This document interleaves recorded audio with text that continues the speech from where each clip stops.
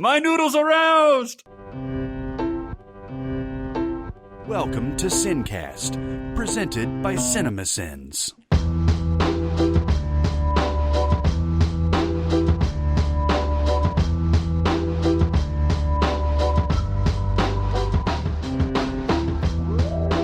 All right, everybody, welcome to the Sincast. This is Chris Atkinson from CinemaSins, joined as always by the voice of CinemaSins, Jeremy Scott. Ow! Yeah. And from Music Video Sins, Barrett Share. Hey! Yeah. Yeah. Yeah. We have sort of a hybrid kind of usual episode here today, but you guys have gotten upset about things in the past couple of weeks, right? I feel like I'm taking crazy pills! I'm as mad as hell! You've never seen me very upset. Lord Jesus! Lord Jesus! Certainly. Yeah. Yeah. I want to let Barrett go first. I think he has the best rant. I like my rant because I'm upset. I'm not angry. I'm upset that we lost Joel Schumacher. And it is Schumacher, right? That was a surprise. It is Schumacher, but yeah, that was a surprise one. That was one that I wasn't expecting. Well, I'll tell you what is a surprise to me, and I am the worst offender, or I was the worst offender about this. Joel Schumacher has always been a bit of a punchline to our generation because he did Batman and Robin. Mm-hmm. And, Clooney didn't become a punchline after that. Schwarzenegger didn't become, Uma Thurman didn't become a punchline after that. Joel Schumacher did because he put that universe together, starting with Batman Forever, which was, starting to lose that luster of the Tim Burton ones.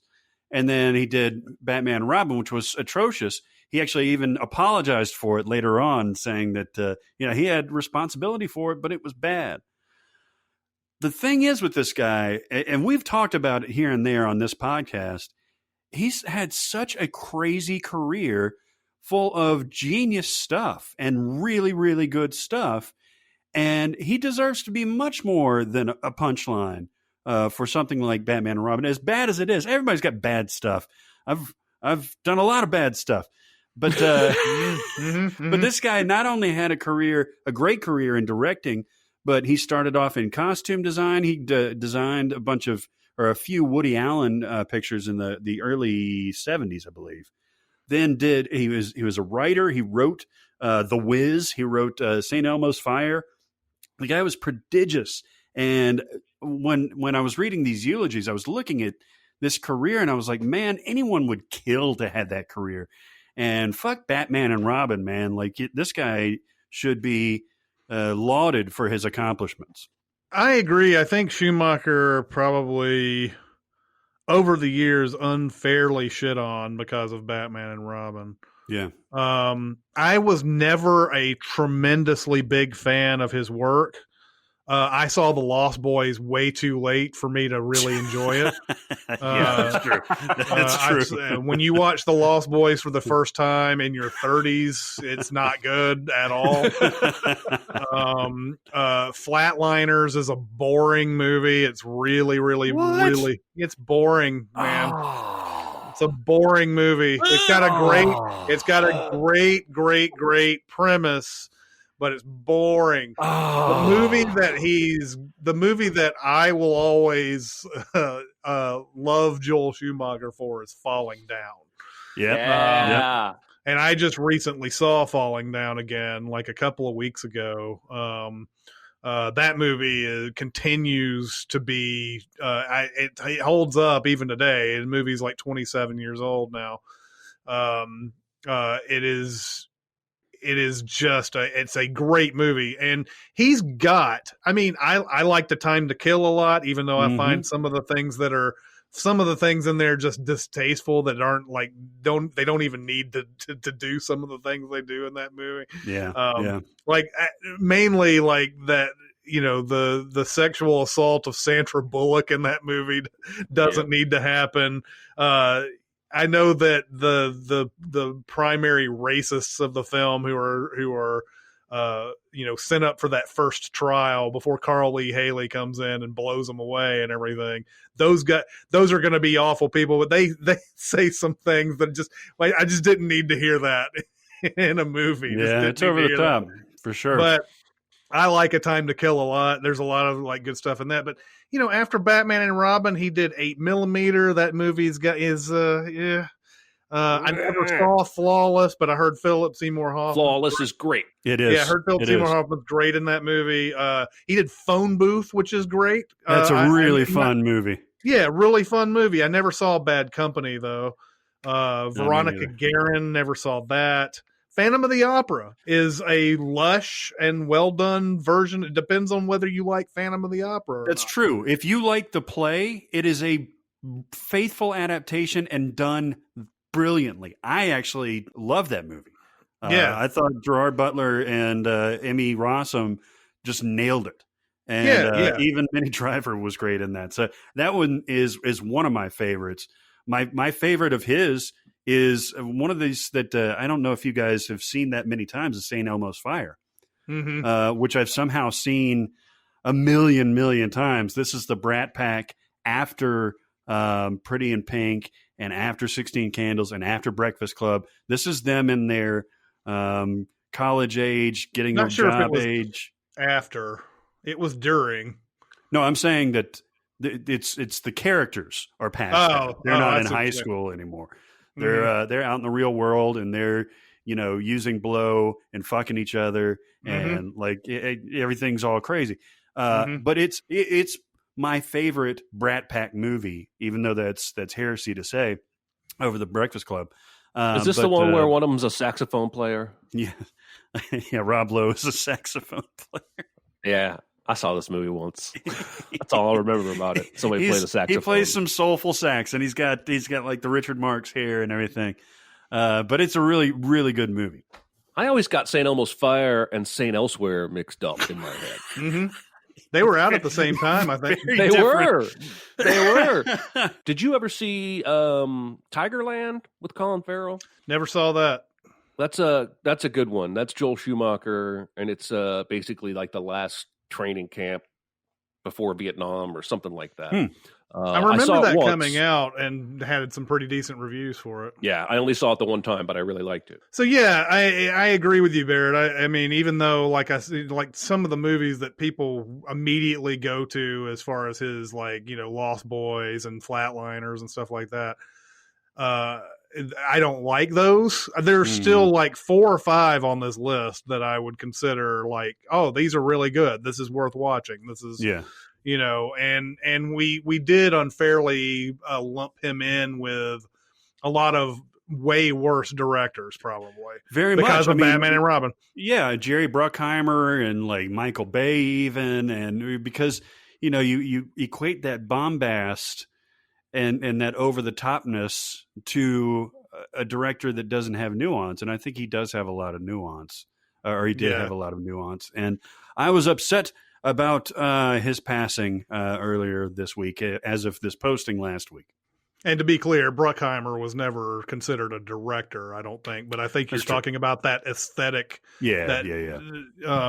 But I agree, man. Totally. I hate to see him go. I did not realize that he was battling cancer for a whole year there. Yeah. I don't have a rant either, but because we're not doing recommends and warns, I'm going to rant about the fact that it took me so goddamn long to watch HBO's Watchmen. This is one of those shows. Now, listen, I will admit my bias, and I think this will make the case for the show stronger. I read and kind of enjoyed and own the graphic novel. I've seen the movie a few times and have never liked it. And I can see here and there what it was going for, but it's just not my thing. And I don't know if that's a Zack Snyder thing or what. But I didn't have an interest in this from the get-go. And then it starts coming out. People like Dicer are like, this is maybe the best show I've ever seen. I'm like, fuck you, Dicer. And then more people are watching it. And by the time it's done, it's getting all these great reviews. And then it's like, you know what? I'm not even going to make a second season. Like, that's a fucking mic drop. And it made me even more stubborn. I'm like, well, I'll see it someday. God damn it. I don't want to. Well, then HBO comes along, and I have HBO. I pay for it. But I saw all the social media about how for Juneteenth weekend, they were going to make Watchmen free to everyone. because there are heavy racial inequality themes in this show, Mhm. way more than you would expect. And it just stuck in my head enough. I was like, you know what? I'm gonna watch. I watched the first episode and I was like, that was fucking awesome. And I watched the second episode and I was like, oh, where's this going? And it's only 9 episodes, and it is one of the greatest shows I've ever seen. Yeah. And there are moments that I'm watching first time through, and I'm like, this is pretty silly. This might derail my enjoyment of this show. And then the way that they come back around to it in the next episode or 3, I'm like, that's not silly. That fucking rules. Yep. God, I don't even really want to give too much credit to David Lindelof. But I gotta now, man, between The Leftovers and Lost and this dude knows what he's doing. And it's so tight. It's so tight. Like, there's no thread left loose. And I can't wait to watch it again. It was so engrossing. Anyway, that's my rant that it took me like 6-7 months to see this fucking show. I was Well, wondering and what I'm- was taking you so long. I'm still stuck on after the first episode, and I'm sure a lot of you guys are like, how can you watch the first episode and not watch the rest? Well, so is life. Yep. While it was playing, when it first came on, I was very interested in watching it. Saw the first episode, but I was caught up in a whole bunch of other bullshit at the time. And since then, I've started The Leftovers. Speaking of which, I got through the first and second seasons of that, and now I'm ready to go on the stretch run when I have some time to watch the remainder of the series, because it only went 3 seasons. Yeah. But that third season, I've always been told, is like the hottest shit ever. So, I'm looking forward to watching that. The Leftovers has been good so far. Really, there's certain episodes that are some of the best things I've seen on television in a long time. I'm not yet ready to like anoint it as the best series I've ever seen or anything, but I'm enjoying it so far. Glad you said that about watching it again, because I've watched it all the way through the once, and I had enough time in between where I could process the connections between them and everything, because there's a lot of, like you said, connections that come up in later episodes that reference earlier events, especially that one episode that seems out of place at the time. Yeah. How much that impacts the rest of the series going through. And it would be interesting to do like a Breaking Bad thing almost, and like go back and rewatch this and see where they were going before they got there, because there were so many surprises. But Regina King is so great in this. Gene Smart is so great in this. Jeremy Irons, Tim Blake fantastic. Nelson. Yep. Yep. All the acting is great. The writing is superb. It's tight, but I have to mention the transitions. This show has a hard-on for transitions the way Breaking Bad had one for POV perspective shots.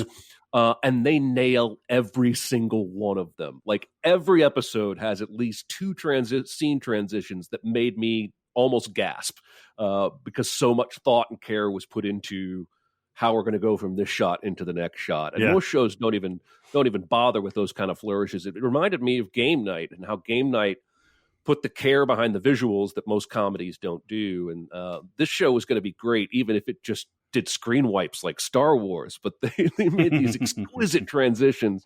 That's part of what I want to watch it again. I want to see everything I missed the first time. Yep, Anyway, I will be here's my watching. I'll be watching it at some point, and I'll be late to the party, and I'll be like, "Hey guys, have you heard of that show called Watchmen? I wonder It's if Jeremy actually even, really good." if Jeremy even remembers that, like maybe 3 months ago, that I went on an extended recommendation about Watchmen. I remember. Oh man, yeah, it's great, and get to it whenever you can. And I imagine you'll say it's great. Yeah. I hope that I didn't oversell it. I also don't have a real rant here, but I've recently I'm once again back into this whole where should I be on certain news things that come out every once in a while. And like yesterday, Twitter was abuzz that Mel Gibson said some racist shit back in the day. And I'm like, well, yeah, of course he did, because he's Mel Gibson. Yep. This isn't a surprise. I don't know. why are we relitigating Mel Gibson at this point?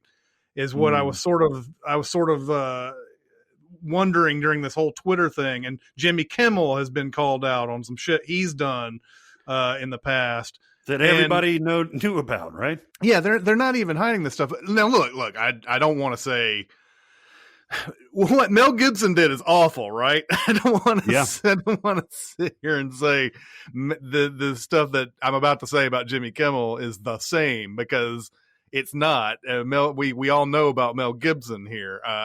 It's just that, and when I don't want to unify them in any sort of way here, where I'm saying I think Jimmy Kimmel, whatever he did that people are pissed off about, it's probably because he didn't know that kind of thing could be problematic later. Mel Gibson obviously knew what he was doing back in the day was probably problematic. Although you might ask a racist if they think that it's okay or not, and they're going to probably be like, I think it's totally okay to say the shit that I'm not equating Mel Gibson and Jimmy Kimmel. Let me make that clear. I don't, like I said, I don't know where to be anymore on these type of things. Do we demonize these people for doing things that I don't think they believed was bad back then? There were no, I don't think that either the voices were quelled or they weren't loud enough back in the day to say, this is fucked up what you're doing. And there was no stigma about doing that type of thing. And I don't think they would keep that shit up, like readily available to watch, if they knew that was going to be the fallout from it and everything. I'm having a really hard time with this because I don't think that there was enough education at the time for some of this type of stuff. And please don't make me feel like I'm on an island here. Are there any specific ones that you want to mention? What do you mean? Instances. Well, Jimmy Kimmel apparently did a sketch. I don't think I've ever seen it. I've just seen the pictures of it, where he did a full on makeup job to look like Karl Malone. Mm-hmm. Yeah. And I don't know if that sketch was him doing some stereotypical thing or if it even matters. You know what I mean? Right. Well, and Jimmy Fallon had a similar thing a month ago where he had done a sketch on SNL where he was playing Chris Rock. Yes. I think it was Chris Rock. And Chris Rock even liked the impression, but he had worn dark makeup. And so I think what you're saying is that we have to leave room for nuance. And I would agree with that completely. The Man Show was on in the late 90s and early 2000s. And part of what contributes to these conversations is social media, right? Like my mom is not on social media. She's not sitting at home tonight going, Jimmy Kimmel, he did a blackface sketch. She has no freaking clue. And so in 1999, before Facebook and Twitter, there was no outrage machine to go to when they did a sketch where he played Karl Malone. I also think there's room to discuss, is there a difference between playing a specific person of color versus wearing blackface to play a generic person of color? Yeah. I'm not saying there is. I'm saying there's a discussion there to be had. So I think I agree with what you're saying. That's the question that I'm posing here, because I don't think I have the authority to actually say one way or the other. I just feel like if these people thought this was in any way going to be something that 20 years down the road they thought they would get in trouble for, they would have never done it. And I don't know if that means that they would have just kept some hateful shit down in their heart or whatever. I don't know. But I feel like we're relitigating things, and we've talked about this before. We're relitigating things that, I don't feel like they really knew. Like, there wasn't enough education back then to say this is bad.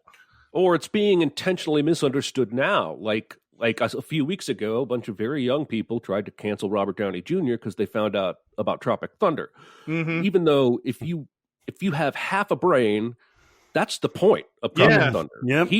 He was making fun of people who would do that. He was not doing that himself. I saw this morning that Tina Fey has asked for 4 episodes of 30 Rock to be pulled. Yeah. Because they include people who wore blackface. One of them was, from what I read, I never watched 30 Rock. One of them was John Hamm, where he was in a sketch that was apparently a parody of Amos and Andy. Yeah. Now, again, I haven't seen the show, but that sounds like they were making fun of casual blackface.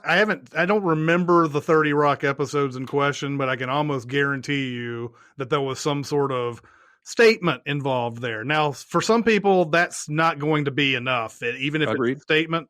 But that, I mean, I'm sure they didn't do it because they didn't do it in some like whimsical, like, let's just do this laissez-faire attitude towards race or anything. Well, you've got to separate the actor from the character and the character from the project, because when it comes to Robert Downey Jr., there's several levels to that.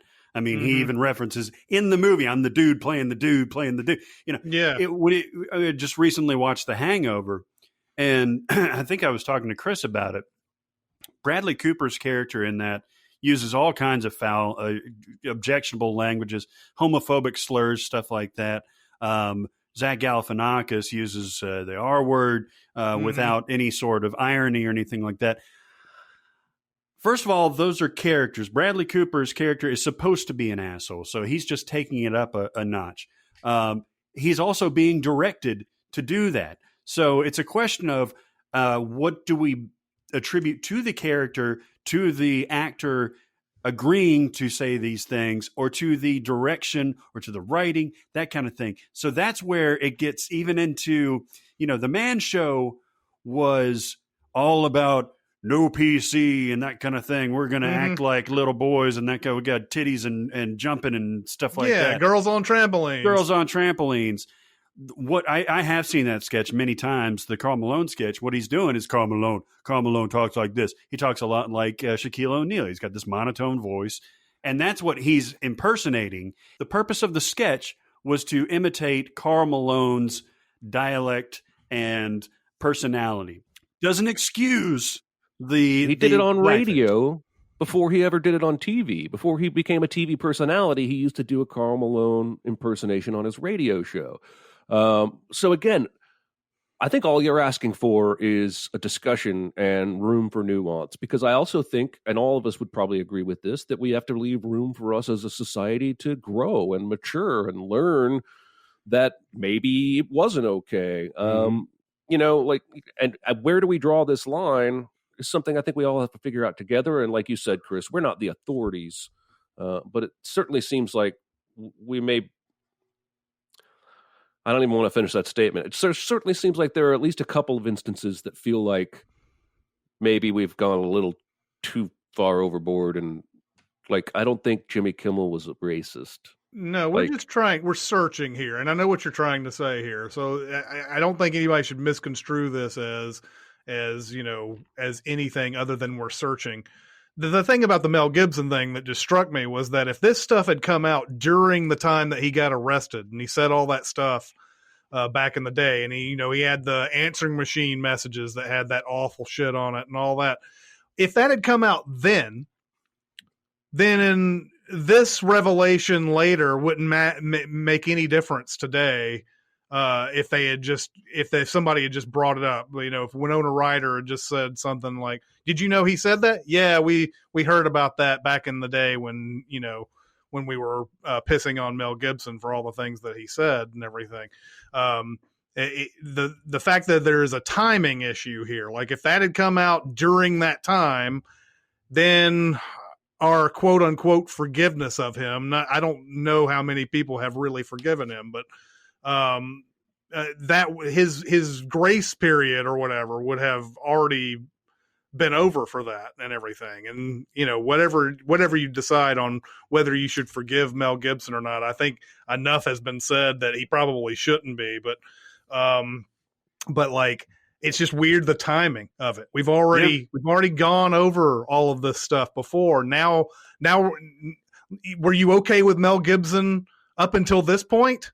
And then that comes out, and you're just like, "Oh well, what a motherfucker for saying that same stuff that he said." I literally read the story and went, "Oh, well, you mean Mel Gibson is a racist?" Surprise! Yeah. Like we knew this already. We're like, Hollywood already let him back in for the most part, and now we're gonna. I don't know. It's weird. I mean, I think you're right. We're searching and haven't found it yet. Yep. Yeah. So I don't mean to offend anybody on the, who listen out there and everything. Just know that I'm just trying to figure out what the way is, because I feel like a lot of these things people either didn't know, or they just didn't have people telling them that this was fucked up at the time, or else they wouldn't have done it. They would have never done it if that was the case. Anyway, semi rant over. Let's get to the show. Yeah. So a lot of you out there might be by yourself a lot these days. I know I am. I'm by myself all the time. I was alone. I was all by myself. That's right. Nobody was looking. So we decided that we would go through some movies where people were by themselves. They were all alone. Mm-hmm. They're either in an apocalypse, or they've been thrown into a situation that they did not want. So we're going to go over some The Solitary Man or Woman. I don't know if there's very many solitary women movies. There's a few solitary women's. Yeah, women's. Yeah. No, this appeals to me. First of all, movies like this appeal to me just because it sets somebody in a completely different situation that they're used to, and they have to learn to adapt. Now, some of this is like survivalist, like Castaway, or I didn't put this on this, but the Mountain Between Us, or something like that, or like Lord of the Flies, things like that. But then some things are like Moon, where like you sign up for something and you're just going to be alone. And those always fascinate me, especially the duos, right? Like the ones where one person's there and they find somebody else and they have to figure out if they get along. And sometimes they don't get along, right? Like you do the Naked and Afraid, right? Right. Tell me about Naked and Afraid. How often, what's the percentage that those two cats get along with each other on a regular basis throughout most of the journey? Yeah, it's got to be like 50-50. Really?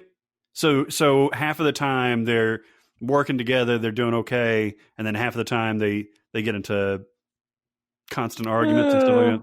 I mean, Jeremy's seen more than any of us, but the stress of the environment, I think, tilts the needle a little bit more toward conflict than harmony. But they also signed up for it too, so it's not like they were just thrown into a situation, right? So there's so you got that factor in there too. So anyway, I really like these types of movies, and since we're all hopefully, please God, tell me that you guys are in your own space, staying to yourself. If you have to go out, wear a goddamn fucking mask. Mm-hmm. But while you are inside, we wanted to talk about isolative movies. Yeah. One of the most obvious ones right off the bat, I Am Legend. Yeah.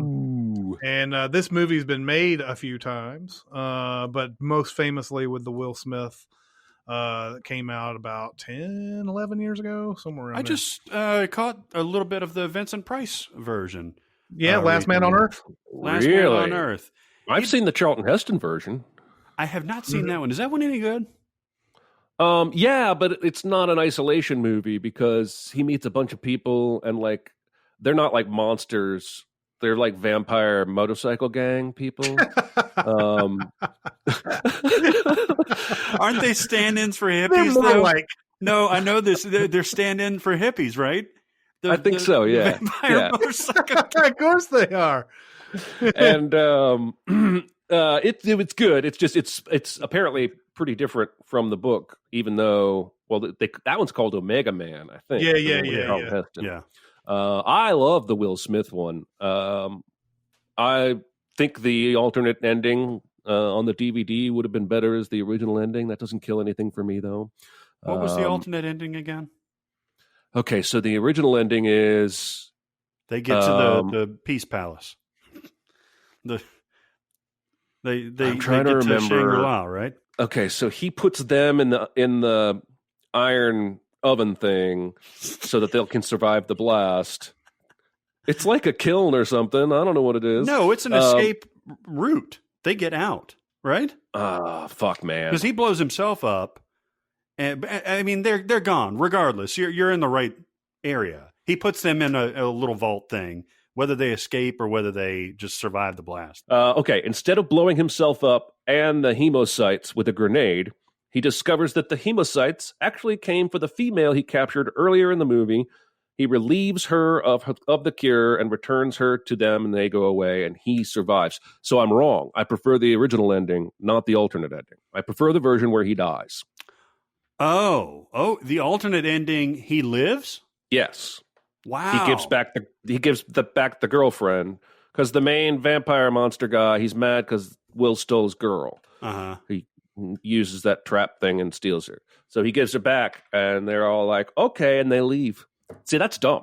It's better dumb. that he blows himself up. I like that he blows himself up. I was thinking that you didn't like the fact that they found like a refuge later on.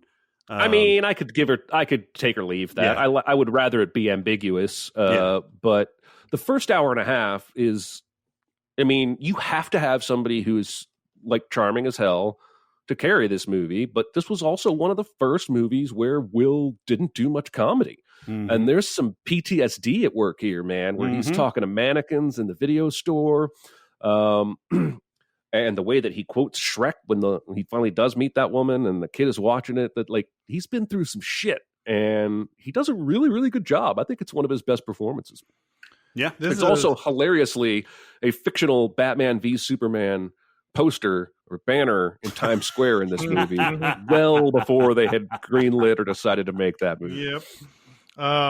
Yeah, this was funny. This was funny to me because the movie is called I Am Legend and basically took away why that book was even called that in the first place. If you ever have read the book, the conceit of that book is just that the vampires or whatever are the society at that point. They're the society, and there's this guy, this outlier, who keeps killing all of them, and that's why he's called I Am Legend. All the vampires / zombies or whatever they've formed this new society, and he's a legend, just like he's a legend to them because he's a completely different being that has been killing them this whole time, and he realizes that the society has to execute him by the end of it, because that's exactly what humans would do to a vampire or whatever if a vampire was going around killing all of them and everything. That's how the I Am Legend comes into place. I like this movie so much, but I hate the fucking vampires. I hate them. They look so awful that it takes me out of the movie. That's the only knock. Yeah. They spent all the CG money on junglifying New York City with the overgrowth and the and it looks lions. great. And they didn't have enough left, and so it looks like half-finished animation. But monsters are monsters. I can get over that. I just think Will is that good. I will say that the trailer with him surrounded by those zombies in the dark got everybody into the theater. It's one of those money shots for trailers. To get people in the theater, and it was great. Here's a movie I know Jeremy has seen. I've never seen it. All Is Lost. Woo! I've seen Lost. It fucking rules, man. Sure. Basically, I think there's another voice, but it's basically Robert Redford the entire time. There's nobody else sharing the screen. It's basically a boat adrift in the middle of the ocean, and he's definitely going to die until he starts sciencing some shit and drinking his own pee and making floaties. And he learned that by watching Waterworld. Exactly. He's on a boat, but the boat starts, and I don't think this is a spoiler, the boat starts sinking. Right. And so he's got to figure out, it's putting your holes in the dike, your fingers in the holes in the dike. Yeah. And he's got to figure out how to, yeah, you put your holes in there. And he's got to figure out how to do this. And he's doing, I think, the lion's share of his own stunts, his own acting in this. And he's in his 70s at this point. And you got to have some Robert Redford sized yabbles to pull that off. It's a great acting performance. There's very little dialogue. Most of it is just watching him work through the various hurdles, and I thought it was great. I've only seen it the one time, but I would highly recommend it. Yeah, it's a big recommend, and that is as isolative as you can get. He's the only person in the movie. Correct. Yeah. On to In the Shallows. Oh no! The Shallows. Oh no! Man, Blake Lively is a good singer. Yeah, indeed.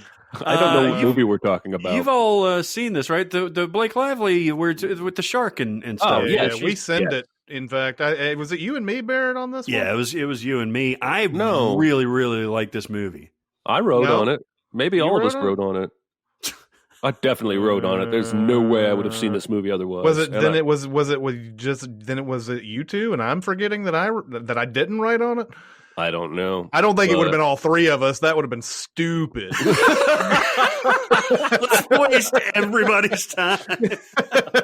I promise you, there's no way I would have ever watched this movie otherwise. I mean, I can't remember. I know I've seen it, but I can't remember if I saw it because, hey, that's a movie I want to watch, or if it was I just had to send it or whatever. But anyway, The Shallows is a shark movie.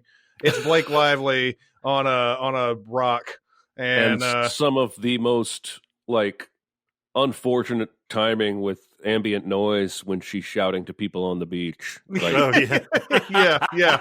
Multiple attempts to call to people on the beach, and for some reason they can't hear her ever.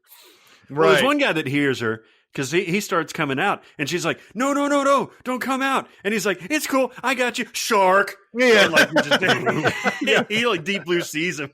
Yeah. I like this movie. This is one of those movies that I feel like it's better than you think it's going to be. I don't know if it's even good, but it's better than you think it's going to be or something. I watched this good. going, yeah, she's fine, but I was sitting there going, yeah, I mean, this is your typical shark movie. And it's better than I thought it would be. I thought it would be horrible. And I'm sort of giving it a pass is what I felt like when I watched The Shallows for the first time. Well, she does pretty much command the screen. I mean, she's injured initially. Mm-hmm. She's a medical student, so she knows the shit to do with whatever she's got. She's on a fucking rock, and so she's smart. She figures out how to treat yourself, how to treat herself, and how to figure out a way through this. And it's a really interesting concept because she's only she's in the shallows. She's only 30 feet away from the shore. Yeah. But this shark has got a massive shark boner for her, and he's going to eat her up. Now the thing about this, right? She gets. Well, I mean, Blake Lively. There's no species that goes unboner.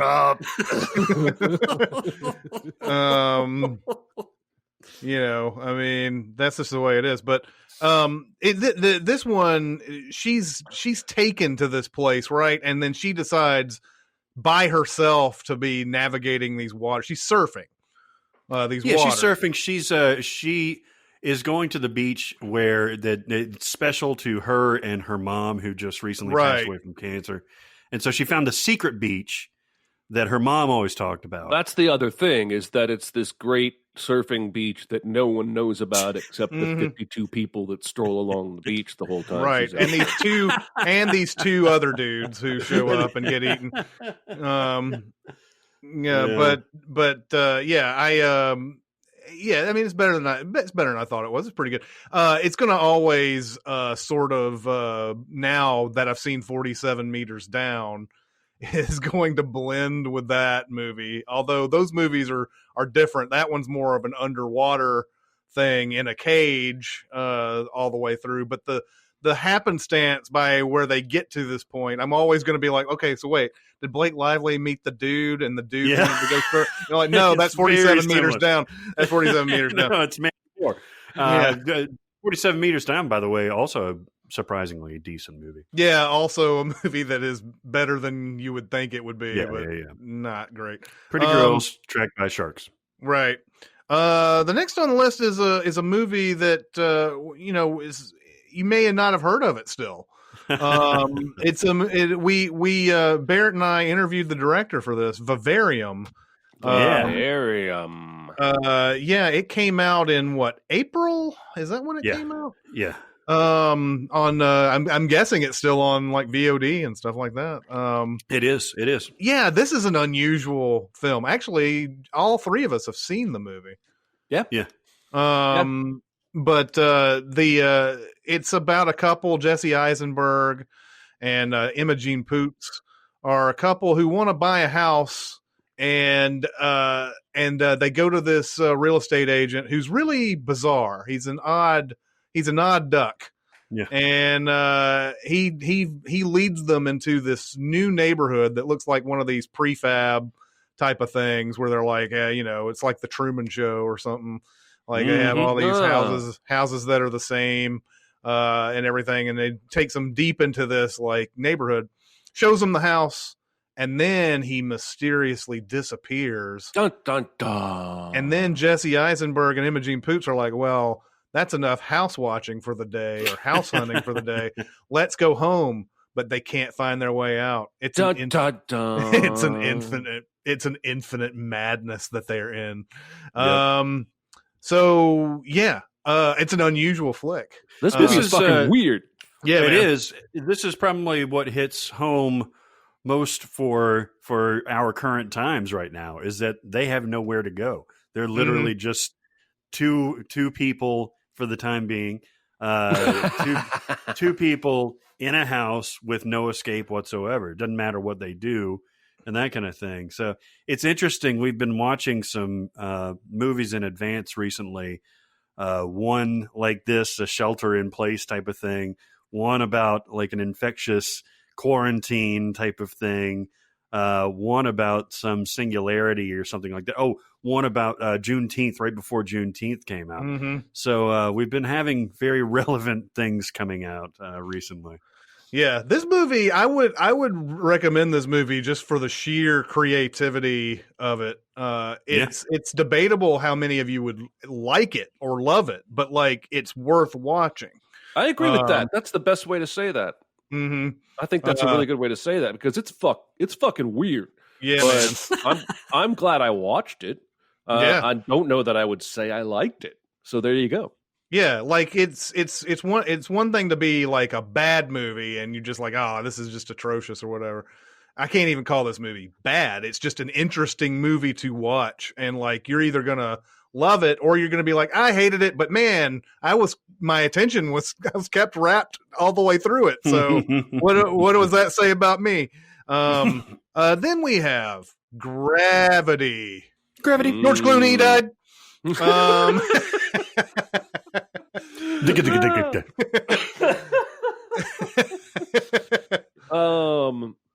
It's a weird kind of isolation, right? Mm-hmm. Because she can see everybody.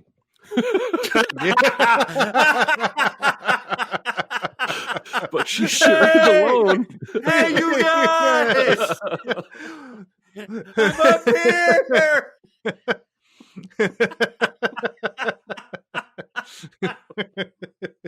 Oh my god! Oh man! Somebody else has to talk now. This is a movie that I could put on, even though it's anxious and everything. I can put on and have a good time with, really, like any time, you know. Yeah. I think the main thing is we've talked about Gravity. Like, this is one of those movies that crosses over every single topic that you go through, like best movies, best of the decade, best blah, blah, blah, and all this. And then, of course, we come up with a topic like this, and it also fits into this topic. But yeah, she's alone as shit up there, isn't she?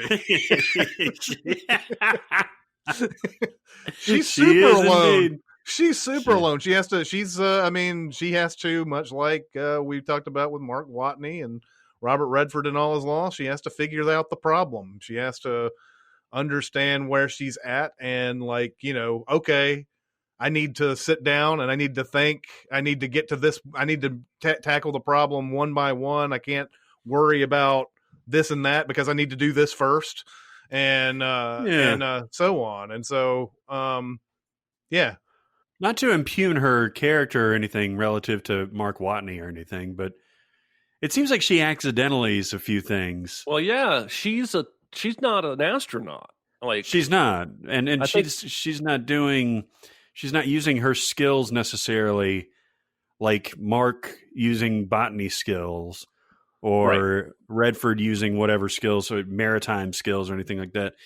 You know, if it's not for Ghost George Clooney, and if it's not for him telling her to go to the Chinese space station in the first place, you know, she doesn't really make it. It's her will that's really impressive in this. It's not necessarily her, you know, science. We may get a movie in between Gravity and The Martian, because Andy Weir's next book is about an astronaut who wakes up alone in an aircraft in space, and it's going to star Ryan Gosling, and it's being written by Cabin in the Woods. Drew Goddard?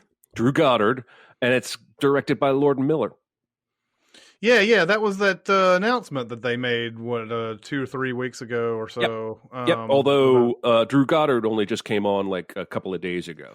Well, but the book hasn't been written yet, has it? This is correct. Yes.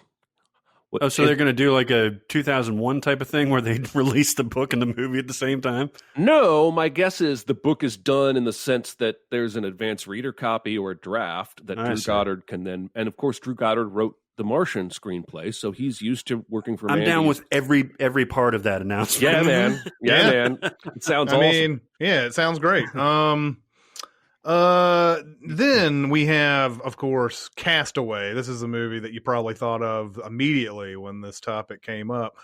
I've always had trouble with the titling of this movie. 2 words. Me too. And I was thinking about it. I was thinking it has to be intentional, right? Like he is cast away. It's an action more than it is. He is a castaway. He's not though. I don't think he is. I don't think he's shunned from society or anything like that. He's kind of a dick, but like, I have the same problem. And I was thinking about that as I was writing it down. I was like, he's not really cast away. What if it's for copyright reasons? What would be the other castaway? Well, and even so, there's so many movies out there from so many other, like there's so many movies named the same thing out there. That I don't know where they would run into an issue of not being able to put it all as one word, but maybe in this particular instance, there's another movie where a guy crashes a FedEx plane onto an island. You know, like we won't call it the one word Castaway. We'll do the Vanilla Ice thing with Ice Baby.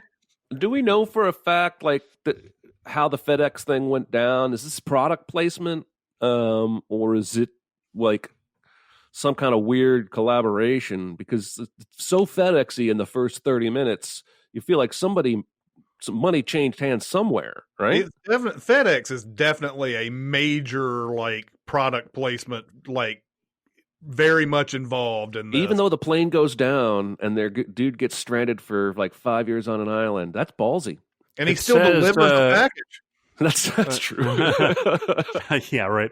It's according to Wikipedia, so take it for what it's worth. But FedEx, which was paid no money for product placement in the film, saw an increase in brand awareness in Asia and Europe following the film's release. So they provided their facilities and logistical support and stuff like that, but they didn't get paid for product placement. Maybe they just knew from being in a Tom Hanks movie that it would be, you know, I'll just give them whatever they want. And then, you know who told them that? The Empire State Building. Mm-hmm. They saw an increase in visits after Sleepless in Seattle. You think I'm fucking joking? No. I'm joking? No, I'm just imagining the Empire State Building leaning over to talk to FedEx. Hey, FedEx. Mm-hmm. Hey, yeah. Here's how you can make money. So yeah, I don't remember what it was. Was it maybe birds in the engine or something? Like birds flew in the engine, or is that I don't know. There's like a million airplanes. No, it's like a storm, isn't it? Yeah, there's it's a storm. Yeah, but yeah, because they get tossed around. That's a thrilling plane crash scene, by the way, Mhm. because he gets knocked out for a second, and then you see all the stuff just shifting around because there's boxes, there's people, there's the plane tears in half and stuff like that. And of course, it's nighttime, and the effects don't hold up all that well. But you can see Hanks looks like he's going through absolute hell. Like he looks confused and everything. And then as he's buffeted around by the water and everything, he just looks terrified, but still figuring out a way to get that life raft. Mhm. Well, and man, before they crash, I agree with you on the effects. They don't hold up super well, but there is a moment there because I think their instruments go out. Yeah. And so they don't really know where they are in relation to the water. And there's a moment where the storm clears just enough for them to see the water's like 100 feet in front of them. And then it comes back to Hanks, who's looking out, and there's this like silent panic. I like this movie. I think I'm on record 8 or 9 times about hating the last 20, 30 minutes, but I like the movie as a whole. I think I'm with you. I go back and forth. Sometimes I actually don't mind the Helen Hunt stuff. I mind everything around that because it's so anticlimactic. It's just I think all right. that ending would be amazing if we hadn't seen it in the fucking trailer. Oh yeah, no shit. I'm fine with the ending. Right. I think this is exactly how that shit would go down, and that's why I've always liked that ending. Now, maybe it goes on a little bit too long. Maybe there's maybe we shouldn't even really have it. Maybe she just moves on, and we know that she's moved on, and he's just like, all right, well, I'm going to have to just go ahead and put him at the crossroads by the time it's, at the end. But I've always liked this ending because it's ballsy, and like they try to kind of have their cake and eat it too, because she goes out in the rain and there's a kiss and all that. But like, That's adultery. yeah, it is. No kisses. No kisses. It's not No adultery kissies. if you're already married to the guy. They weren't married. She's still married to him. I mean, They weren't kinda. married. They were They not weren't married. Oh, they weren't married. Nope. No, they Oh, were just yeah. boyfriend, girlfriend. Mhm. Oh, that's adultery. They were living in sin. Yes, they were. Mm-hmm. That's also, it's not adultery, but it's the same in the Lord's eyes. That's right.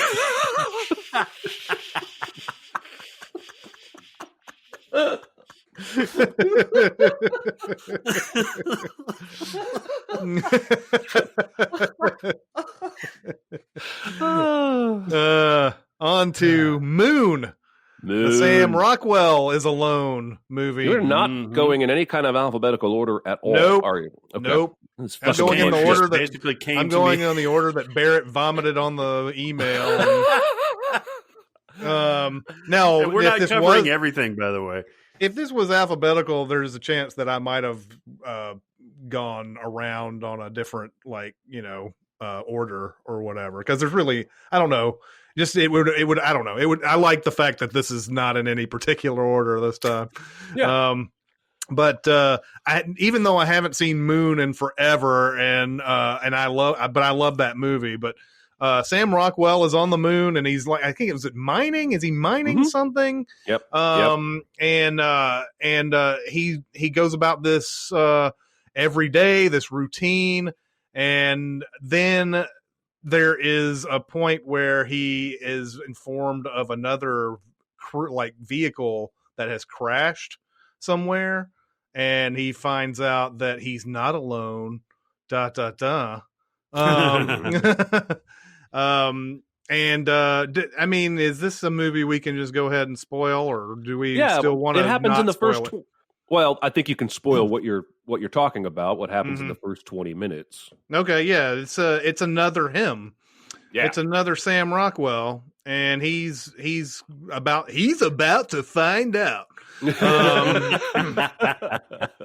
But yeah, he's about to find out that he's not the first of the Sam Rockwells that have been up there doing this mining expedition, and he finally runs into one that's like living. I think is the thing. Like there's a living Sam Rockwell that's out there instead of all of them being dead, and then But I don't know how many. What is the iteration? Do we remember which iteration of him? I'm not he's sure they ever say.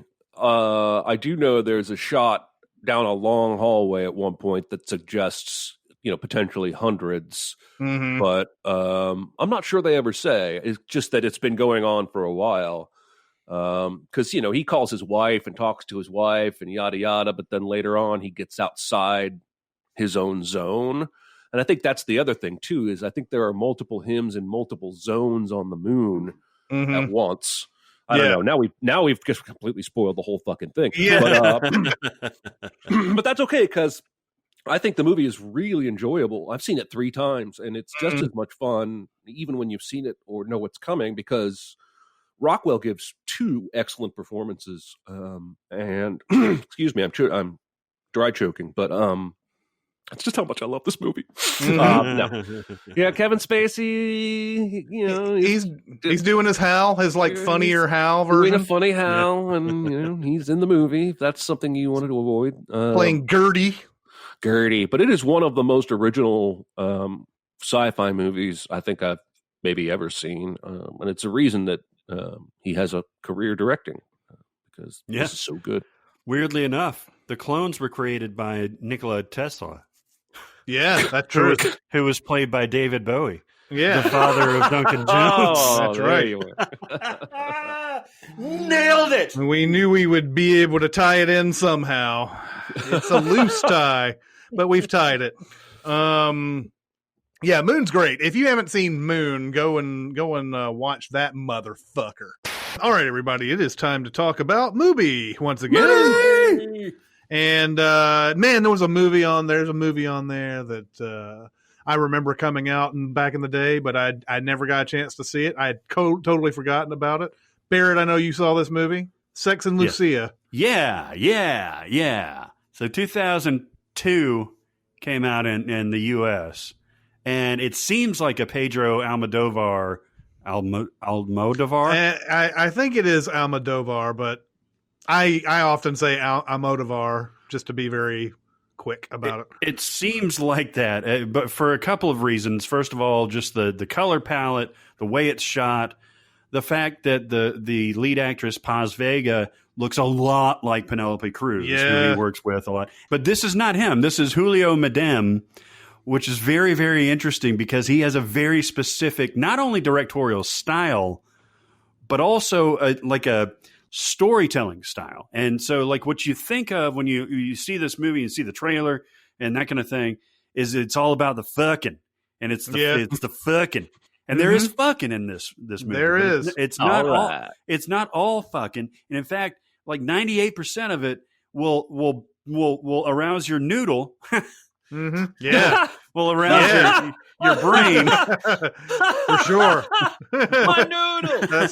That's what I call it. My noodle's aroused. Yes. No, it will. It is a whole different animal. There was one point in this movie where I literally had to stop it and say, hold on, what are the connections between this character and this character and this character and this? Am I missing something? Because I think I just found out something, but it wasn't clear. This is a very labyrinthine movie, and it's very, very cool. It's not perfect.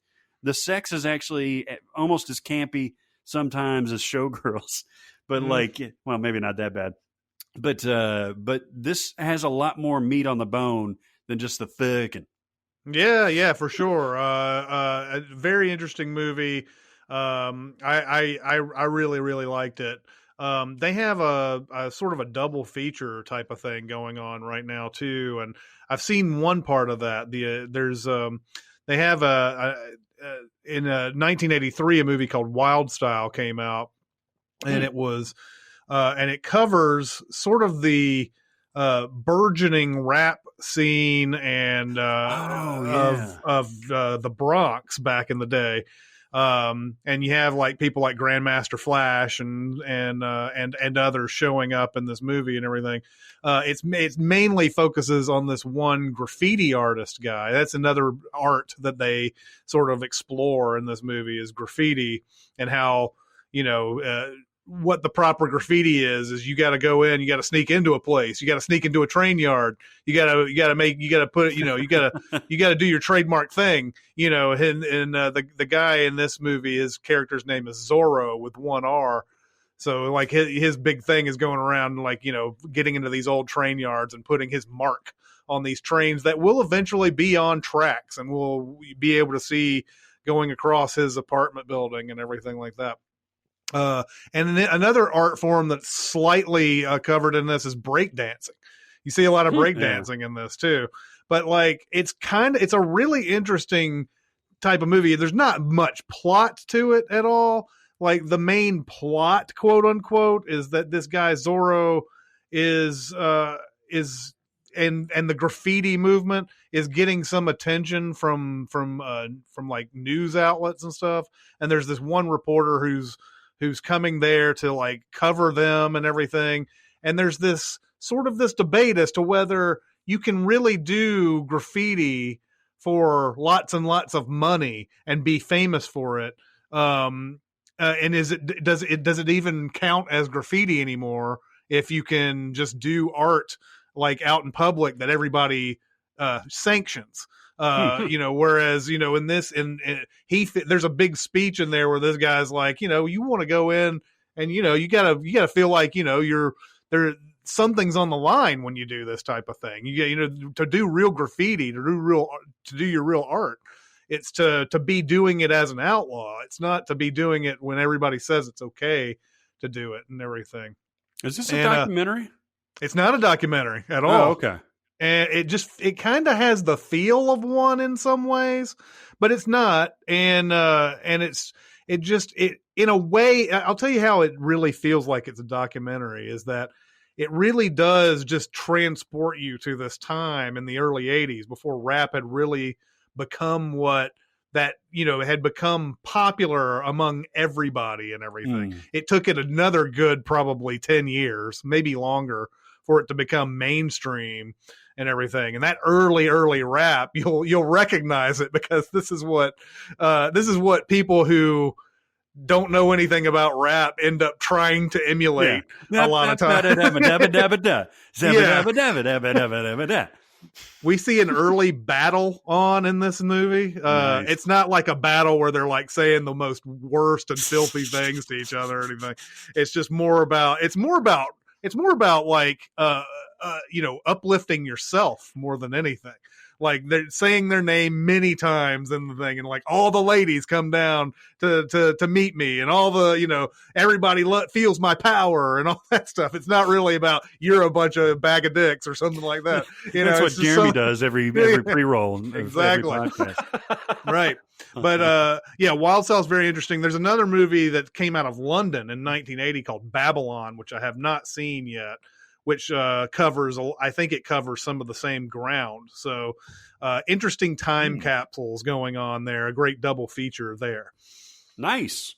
There's actually in the library, Jeremy, I'm pretty sure you've seen Old Boy before, right? The original one?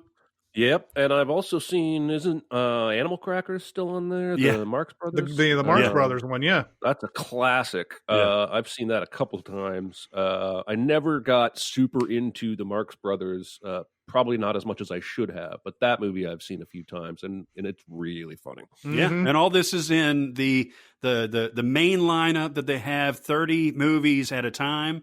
And then one gets moved to the library as another one is added to it. So you've got this constant rotation, this replenishing. It's like a trout pond of movies, of cinematography. And it's amazing. And you can get it. You can get it. You listening right here through your ear holes. Me? No, not you. Well, you're listening through your ear holes, but the person that I'm talking to, it knows who they are, and they know they're not you. You can get Mubi for free for 30 days. I'm pointing at this person. You can get Mubi for 30 days free by going to Mubi.com/CinemaSins, MUBI.com/CinemaSins. 30 days free. The whole kit and caboodle, the whole shebang, the whole the thing, the lineup, the library. It's all yours. And, if only you and could see all these gestures that Barrett's making. we want to give it to you. We want you to have the cinematic wonderfulness that is Mubi. And you can get it for 30 days free. Mubi.com/CinemaSins. Okay, we said it. 127 hours. The James Franco. Jesus. Nope. Yeah. Have you seen this movie all the way through, Jeremy? Nope. Or have you ever even started it? I intentionally avoided it for forever. It came up on the podcast at one point. I knew I didn't want to watch beyond the point of his accident, but I watched the first 15, 20 minutes where he runs into those girls and then right at the point that I knew he was falling, I was like, this is it. I'm checking out. Mm-hmm. Yeah. Going out on a high note. Is it Kate Mara and Amber Tamblyn that he runs into? Yeah. Yes. And then then he's there's some place that he's dying to go to, but he goes alone, and it's not the type of place that's recommended for people to just go alone to, because of the very thing that happens where he falls down in this thing and he's trapped under a rock.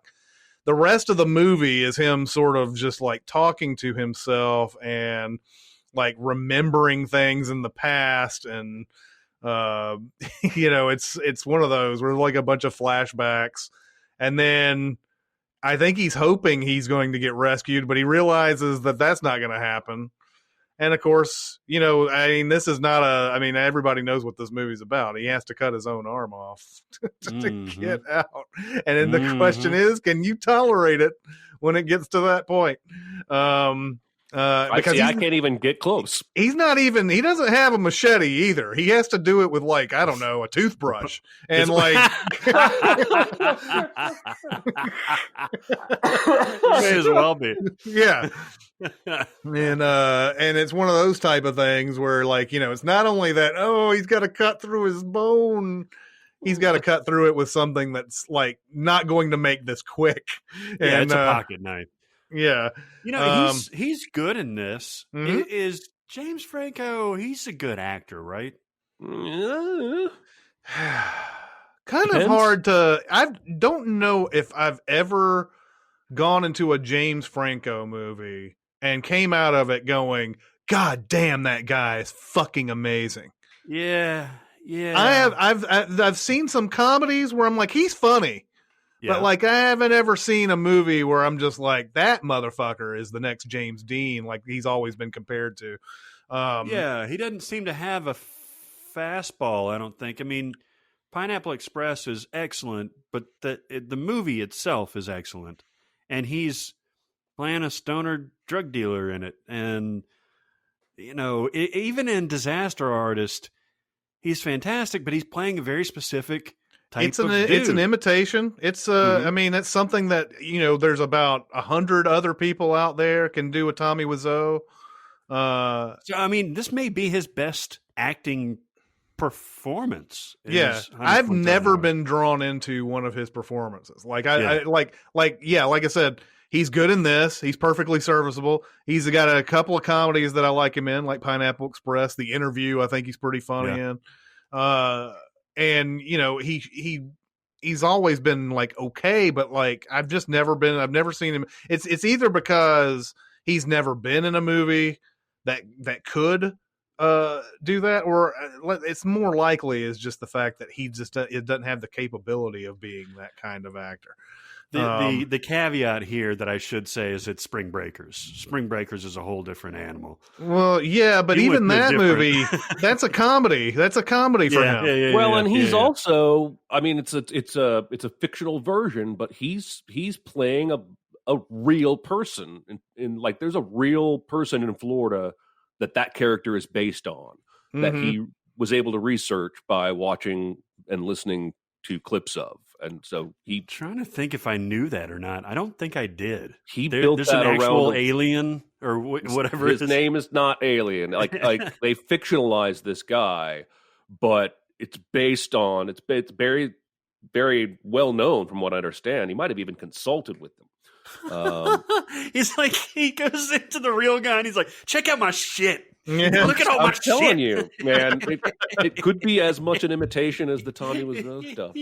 Yeah, I mean, he had that period of time there where he had done Spider-Man, and then there were like these movies like Tristan and Isolde that came out, and like I think it was like City by the Sea, and these type of movies that came out, and those were supposed to be like jumping points for him, but that just, I mean, every actor has that sort of minefield that they have to go through, whatever. But he's had, and nothing has ever really like none of the movie choices or TV choices. He was even on a soap opera for a while. Yeah. None of those things have ever like derailed him. It's of course all the other stuff that's derailed him. But yeah, I just I don't know. He's never been that kind of actor for me. I mean, I like him as an actor, but Just to clarify, I Wikipedia'd while you were talking, and there's a rapper named Riff Raff that Harmony Korine actually contacted about maybe being in the film. Then that dude saw the trailer and thought they had based Alien off of himself, Riff Raff. Then the filmmakers said no, and Franco even said we based it off a Florida rapper named Dangerous, Russ. And so apparently it's loosely based on both, because Franco admitted he looked at some of Riff Raff's videos as inspiration. So again, my point stands that he could have been doing an impression as much as he was doing acting. yeah. Then we have a movie that is near and dear to everybody's hearts, Passengers. Oh, fuck. Talk about a dude that can't handle quarantine. No shit. Right? Although, give him credit. He went at least a year, and we're only on month 4. That's true. Yeah. And plenty of us are already growing our hair long and walking around naked all the time, and he didn't get that way for several months. So I do think the movie gets isolation right. It shows you that section of him, waking up to basically where he's drunken, naked, and long hair bearded before he passes out and wakes up and sees Jennifer Lawrence. That 20 minutes of him slowly going mad, I think is done really, really well. And I think it portrays, like, if you woke up too early on a ship that had 90 more years to go and you knew you were going to die, I don't think it would take very long for most of us to crack. No way, dude. That ship is fucking stocked, though. Now, he can't get to, like, once he does the hack and he can get to, like, the premium shit, like, although except for the breakfast, which doesn't make any sense to me. He's eating in a fucking sushi restaurant, but he can't get the premium coffee. Yeah. But I mean, he's got video games. He's got a fully stocked bar. He's got a dude to talk to, at least with pleasantries. You can go walk out in space. Like, I would last probably 30 years. Like, No just way. doing shit. No way. Yeah. Oh yeah, man. No way. Oh, yeah. No way. I may end up like eating or drinking myself to death, but fuck, just live it up. You're basically living at like the Taj Mahal or something like that. That shit fucking rules. Let's just all agree that we wouldn't have woken anybody up early because we were lonely, and we would have ended up using Michael Sheen as our sex slave by the time it was over. I think we can all agree with that. You stand on the bar. Yeah, exactly. I might I don't know where to put it, man. But I might even have fucked that breakfast cereal machine.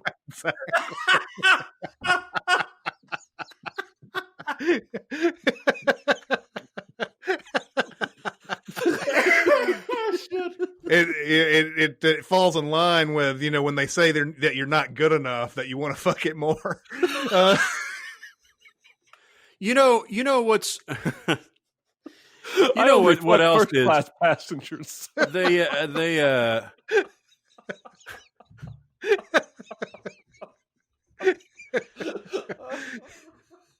They have this out at the end of the pod, the medical pod that can put you in stasis. Mm-hmm. So, and he finds that within, I mean, how long are they together? Like another year? It's been like a little over 2 years is the course of the movie. So once he fixes the ship, which I think he'd find a way to fix the ship, he'd find the pod, everything's fine. So you don't give up, you don't go mad like in a ship like that, what I'm saying is that A, you've got endless entertainment, and B, you can probably figure out a way, even a like blue collar dude like him can figure out a way to fucking like science your way out of it. What you can't do is manifest chickens out of thin air. Apparently you can. You cannot. Those machines, those cereal machines, not popping out a chicken. But at the end, when they got all that growth, there's chickens. Yeah, There's chickens there. We don't know though. Is there a room where they've like they put the chickens under a Stasis. Listen, if that ship has a chicken hibernation room and did not show it to us in the movie, I am even more pissed. I know. I want to see a chicken in one of those pods. Right fucking now. It's just like slowly rotating around. Like this is what it's going to look like when it's cooked. Yeah, I don't know. I feel like there's that this is one of those movies where obviously Chris Pratt's character is an awful person, but like it's the infrastructure, right, where you have this whole idea that nothing can go wrong with our ship ever. Yep. Like totally ignoring totally ignoring everything you know about space. Yeah. And you have this like whatever it is, trillions of dollar industry sending people to these, what is it? Is a moon or a planet that they're getting sent? It's like another planet. Yeah.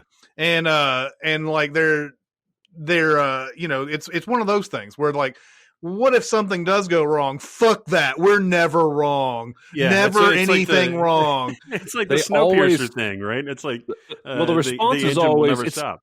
It's not even that that you're right, but it's more specifically nothing has ever gone wrong with these. It's like the Jurassic Park Simpsons episode where nothing can possibly go wrong. It's never gone wrong. They basically are just using like shitty interpretation of data because it has never happened. It can never happen. It's really, really stupid. I was talking about this. I mean, this goes all the way back to even something like The Right Stuff. And I was talking about The Right Stuff the other day with somebody, and like, there's a scene in there where all the astronauts are meeting up with the engineers, and they're looking at the lander capsule or whatever, and they're like, well, what about the door with the explosive bolts? We need that and everything. And the engineers are like, you don't need explosive bolts on that hatch. And they're like, well, what if something goes wrong? It's like, well, nothing's going to go wrong. Well, how do you know? Well, because we'll be doing checks and rechecks. And and the guy was like, yeah, still need the explosive bolts, you know, because all this stuff that you plan for and that you have a record of perfect, perfect operation and everything. There's always that 1 in 1,000 chance that something's going to happen. It's absurd that they would make a ship where somebody gets woken up and they can't call back to somewhere and say, hey, this is fucked up. Can somebody help me out here? You know? So yeah, he even goes and sends that message, and he's like mildly excited, and she goes, your message will deliver in 47 years. Yeah, which is another bunch of bullshit. No, is it 47? Because I did the math on that the last like 25th time that I watched this movie, and like if he waited that out, it would be somewhere around like 30 years to get a response. And if you could get a response within 30 years, you could probably figure out what's going on, wake up certain people, that kind of thing. But that to me sounds like more bullshit, though. Like a message can't be sent. Like I know there's a lag time in space, but how the fuck far are they out? They're way out. They're way out. Yeah, but still, like we've sent fucking ships that have gone. Like I mean, it takes 20 years or whatever for that ship to get there, but a message. Yeah. Like it feels like to me that you'd have like at that point you'd have stuff set up around that you know can relay the message faster and everything. By this point, if you're going through true like repopulation of planets and or actual population of planets that are habitable or whatever, actually That's the best point right there, because this is supposedly like the 300th planet that this company has helped repopulate, and they should have a system on all these planets that can ping a signal wherever the fuck it needs to go. Yeah. So, I mean, if you got this kind of technology and it takes, 30 goddamn years to get a response, then you done fucked up somewhere. If you have a chicken hibernation room and you can't send a message Right? instantaneously, you spent your tech in the wrong place. But yeah, it does get isolation essentially right, though. You're right. Mm-hmm. Despite the despicable actions of Chris Pratt in this, the fact is that you would probably go a little bit crazy, and we all don't know how we would react after a year of just like being able to do nothing and everything. We don't know that, but I still feel like I'm a good enough person not to like fuck somebody else's world up.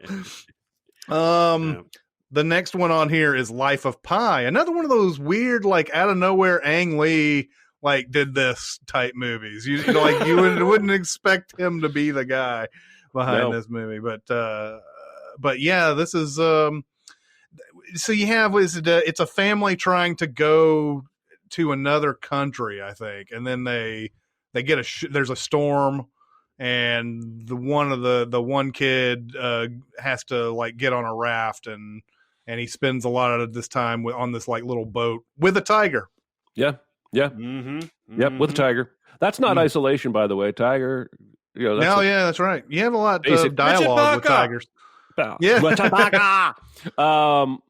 I don't like this movie, but I do think the shipwreck sequence, particularly when he goes overboard and goes underwater and the shipwreck noise gets all muted and he sees below this whale just swimming underneath everything in the moonlight. I think it's gorgeous. But mostly I hate this movie. I haven't seen it since our Sins video, and it's one of our very earliest Sins videos. It's like in the first, maybe 10 that we did. Something in that. I don't know. It's an early one, and I haven't seen it since that time, so I don't remember much about it other than the basic premise of it. I know that who is it that's the guy telling the story? He's a known. Oh, he just passed away. Did he? Is it Irfan Khan? I think so. Yeah, he's Pi. Yeah. Irfan Khan. He's telling the story, and he's telling it to like a reporter or something, or somebody who's writing about the story. And we don't know exactly how much of it is truth by the end of it. Because he's sort of, he's either I can't remember if the writer thinks he's just trying to make himself look good in the story or what. I can't remember what it was, but by the end of it, you don't really know if everything that he said actually happened. Well, because part of his story has him go to a living island in the shape of a man face. Yes. And so there are elements of the story that are flat out not believable. Right. Sorry, I hate this movie. Well, there is another thing. There's one thing I do remember about this that I liked, is that there is this apparent implicit friendship he has with this tiger.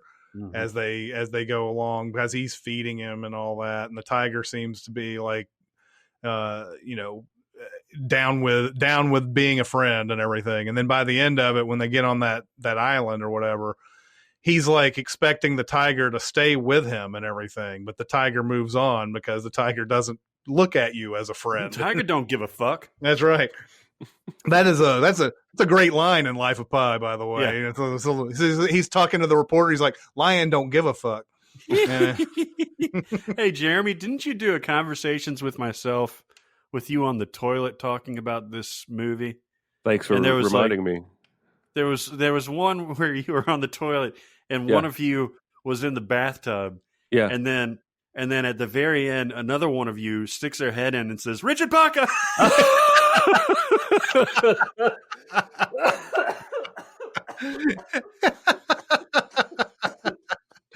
That sounds about right. You gotta stick that out. The next one on this list is Buried. Ryan Reynolds in a coffin movie. Just used as an outtake in an upcoming movie, actually. Or Yeah, Sin's yeah. video. I wrote that, didn't I? Yeah, he's in a coffin, and he's been abducted. He has a phone with him, and he's talking to his captors. The captors want something from him. I can't remember what it is that they want. Isn't that right? It's like, I think it's something like it's like your typical like kidnapping thing. I think they want some prisoners released or something because he's either connected to the military or former military, because he ends up calling the military. Yeah. But yeah, they are trying to leverage him for something. I don't quite remember. I only saw the movie once. There's like stuff scratched in the coffin where he's, messages and everything, I think, that tell him what sort of clues what needs him to do or something like that. He's got just a limited amount of things that help him sort of, I guess, stay alive or at least whatever. But yeah, he does end up calling the military, and like he has to explain this, to his wife first, and explain that and have them somehow transmit this message and somehow figure out where the fuck he's buried. Yeah. The whole time. So he's got this dual thing going on where the captors are threatening to kill him and these other people are trying to save him, and they either need to get to the captors in time to figure out where the captors have put him, or yeah, he's going to die. It's got a very limited time frame. I think, yeah, it's really good, really intense movie. I think the IMDb though, people who voted on this thing, it's not like high up. I'm trying to remember what people have given this, because I don't know what they're looking for in a movie like this. Well, they thought it was too unrealistic when he slowly 1 inch fist punched the coffin open and climbed out of the grave. Wiggle your big toe. I remember that. No, it's got a 7.0. I thought it had to have been lower at one point, because I remember wanting to see this movie and never got around to it because it had like a 6.4 or something. And I was like, now it's got a 7.0. So, so people like it.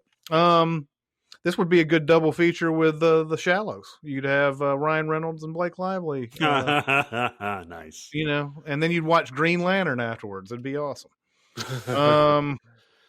Then we have on this list Antichrist. You guys take it from here. I have not watched this movie, man. I still don't know. Lars von Trier is just, he's one of those guys. I think he would love one of those guys. He would love my reaction to this movie. He would love it. That's what's fucking wrong with Lars von Trier. He's a psychopath. Yeah. So this is about a couple. They're both psychotherapists, I think, right? Yeah. And one day when they are making love in the kitchen or whatever, their child wanders out and out of a window. And it is about their guilt from that for the rest of the movie. And Charlotte Gainsbourg in this movie is it seems like she's like slowly deteriorating to the point where it's like it gets really insane, the things that she's doing as far as punishing herself and everything. Willem Dafoe sort of plays the quote unquote rock in this, I guess, that's sort of like trying to keep her from descending into complete madness. But we know that's because they go to that remote cabin in the woods for after that incident happens. And I think because the point was, hey, this is going to help us, get over this and rekindle our marriage and stuff like that, has the exact opposite effect. Yeah. Yeah. And obviously they can't have normal sex anymore, because the very act that they were doing is what led to indirectly their kid dying. But they still have to keep having it. Yeah, exactly. But yeah, this movie, it goes into the craziness, and if you have a strong stomach, you might love this movie. For me, I was just like, I don't know. Hey, this is one of those movies where I'm like, yes, he did exactly the movie he wanted to make. He made that exact movie he wanted to make. Execution is a 10 all the way. Mm-hmm. But it may not be your damn cup of tea by the end of it. He had me until he ejaculated blood. Yeah. Yeah. All right. That's how most relationships end. Well, it was a deal breaker for at least one of my girlfriends. Yes, exactly. Yeah. Yeah. Some people, you know, they're such Philistines about that. Oh shit! Let's stop talking about this movie. Good idea. We'll go on to something that's lighter. Mother. Yeah, Mother. This is a weird case because on the face of it, like by the end, and this isn't really spoiling anything, by the end there's a lot of people, or there's several people in the house. But at the beginning, it's just Javier Bardem and Jennifer Lawrence, and they are as remote as it gets. Like they are in this house, they're fixing up this house in the middle of bumfuck wherever, and it's literally she's isolated by herself because he's preoccupied with his work, with his poem and stuff like that, and so they barely even see each other. So this is very, very much like an isolative movie that turns into something completely different. Are they Adam and Eve? Is that what they're supposed to be in this movie? Yeah, I mean, we might as well. My understanding is he is God, and he's the creator. That's why everybody keeps coming to him, and she's the earth. She is unity. That makes sense. Yeah, there is any different interpretation. This is one of those movies. Okay, so yeah, you at first it starts off like a normal, like, oh, this is a normal everyday movie. What's going to happen here? Oh, they let in a stranger that, or she thinks it's a friend of Javier Bardem's that she doesn't really care for, and you're like, oh, this stranger is going to be fucking things up, and then it's just like it's not about that at all. Nope. It's there's a point where Javier Bardem and Jennifer Lawrence have sex, and it's like the next morning she's like, I'm pregnant. And then like then they have a that kid. Happened to like, me in college. Oh yeah, it always does. It's the bloody ejaculation. The really gets things moving. Really gets things moving. But yeah, the time starts moving at an accelerated rate at this point, and it becomes Jennifer Lawrence is getting like just an bombardment of people who are, and this really, I mean, the thing with her being the earth totally makes sense throughout this whole thing. Like there's just a bombardment of assholes who are coming into the house and wanting things from her and everything. I remember when this movie came out, it came out about a year, I think, after the whole like hacking scandal and whatever that happened with her phone and everything. And like everything sort of felt like almost a metaphor for that at the time, because there are people coming in and they want things from her, and they strip her of her clothes and all this stuff, and they want pictures or whatever. I don't know if they want pictures, but they want things from her and everything. And I was just like, man, this must have been a rough movie for her to make after all of this. I don't know if it was happening during or if it just happened like a little bit after it or whatever, but it felt like that. Now, if you watch this movie, I guess without all of that stuff going on in the background, you can take that movie for what it was probably meant to be, which is, you know, people fucking up the earth, I guess, you know. Yeah, her performance is spectacular, though, man. Yeah, and she's every bit as good in a very similar way as Florence Pugh in Midsommar. She's spectacular, and Javier Bardem is really, really good in this, playing just an unusual character. Ed Harris is Ed Harris is just universally fantastic. Yeah, and like just I love this movie, and Jeremy, it's probably not up your alley, but I think you would find this movie fascinating. Especially with all the religious sort of imagery and everything in this. So you might get a lot more out of this kind of a fucked up movie than you would from Antichrist, you know, like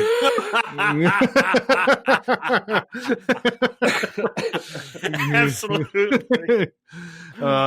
This is a movie I need to revisit. I think I saw it in theaters and I haven't seen it since, and it is a movie that is not in the collection, I don't think. So Oh, really? Yeah, I think I've got most of everything Darren Aronofsky has ever made, but I don't have that. So that's something that I need to revisit because that's not a one-watch movie if you really want to get into it and deep. No, and it's so well done, man. I fucking love it. It's up there with the top Aronofsky's for me. Yeah, yeah. Then we have Paranormal Activity. Yeah, this is the first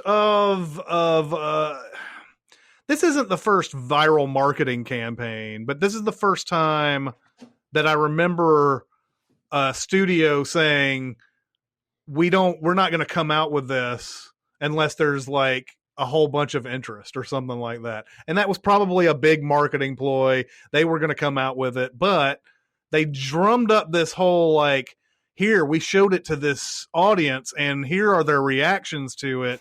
And we started seeing this on every horror movie after this, showing people getting scared in watching Paranormal Activity, or watching the horror movie that they're advertising. But you remember that? Yeah. You remember Oh, yeah. that they did that whole thing where they were like, we're not going to come out with this in a bunch of theaters unless we get a bunch of like people supporting it or whatever. And there was enough overwhelming support. I think I'm remembering this correctly. I could be completely off, but then it comes out and it's a huge success. It's the first success of its type probably since Blair Witch Project. Blair Witch Project, I've said this before. There were so many people who were like, oh, there were so many imitators after Blair Witch Project. No, there wasn't. There was hardly any. No, especially in the horror genre. Even Yeah, Cloverfield there was. happened, 9 years later on. Even Yeah, Cloverfield wasn't a horror movie; it was a monster movie. There were very few imitators of Blair Witch Project after that movie came out, and surprising to me too, because that movie was made for so little money, and its return was insane. But Paranormal Activity, I like this movie a lot. It didn't really start this genre, but like it's one of those movies where it becomes very apparent that every one of these demon movies have the same sort of thing going on. The demon never goes ahead and gets what he wants. He has to do a bunch of bullshit to get people. I get like a lot of people rationalize this by saying, well, the demon needs to weaken his host first. And then, okay, so what is pulling the sheets off, weakening the host? I don't know. Is like closing a door? Is that weakening the host? I mean, yeah, it's sort of telling you that he's there, but it's not really doing anything. She's losing sleep. I think by the end of the movie, you see that the movie is saying that she's drained of her energy, and she doesn't have the will to fight back against it, which she's been doing her entire life. We find out. I agree, but then after a while, it just becomes ridiculous, especially with the fact that you see they go back in time with the next few sequels. Like part 2 is like a parallel sequel, and then Paranormal Activity 3, they go back to the 80s, and you find out that these same girls have been terrorized before. But yeah, the demons are always like playing pranks and shit, and I don't generally like that. Like over and over and over again. Like give me another reason why they can't just go ahead and possess. Like the second one is just stealing a baby.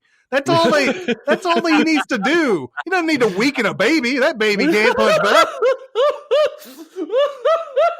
You don't need to weaken a baby. Oh man.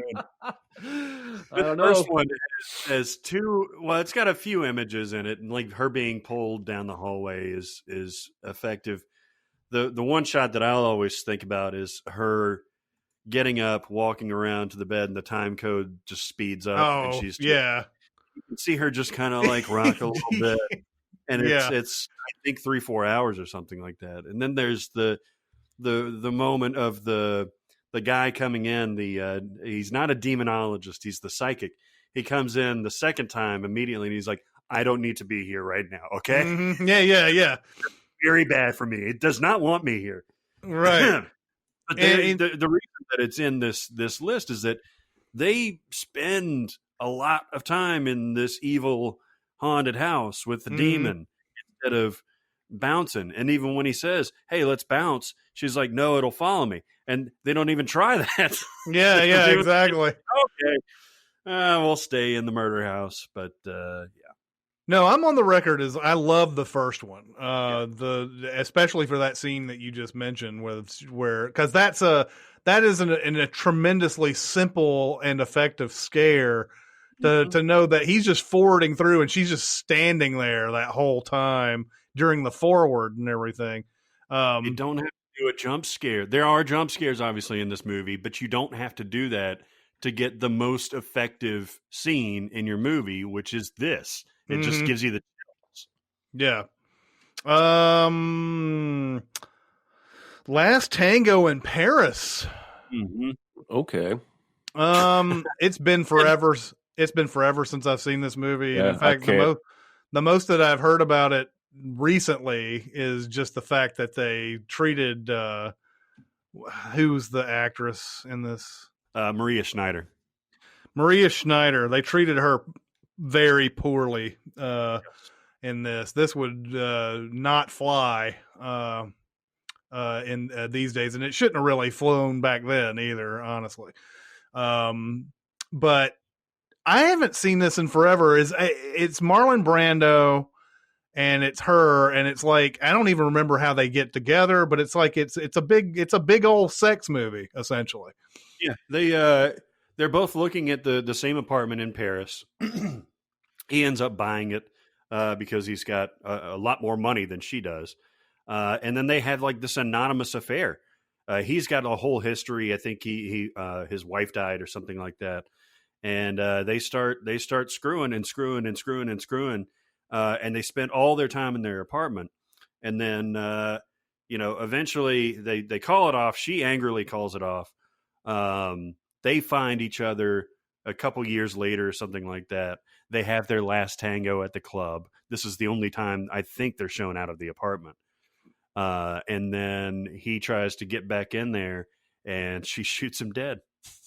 Yeah. And that was Last Tango in Paris. Yeah. I kind of wonder what kind of life Bernardo Bertolucci had when you take Last Tango in Paris, Stealing Beauty, and The Dreamers all together as a sort of a trilogy. Because I don't know. I know that there's got to be some autobiographical stuff in at least those last two that I mentioned, but It's freaky. It's freaky stuff. yeah. The sex is always dreamlike. Whether it's even the violent stuff is always dreamlike in those three movies in particular. Mhm. And so yeah, it's freaky, but it's also Italian. So like maybe it's just Italian. Maybe. Like freaky is normal to them. Yeah. I think you're freaky and I like you a lot.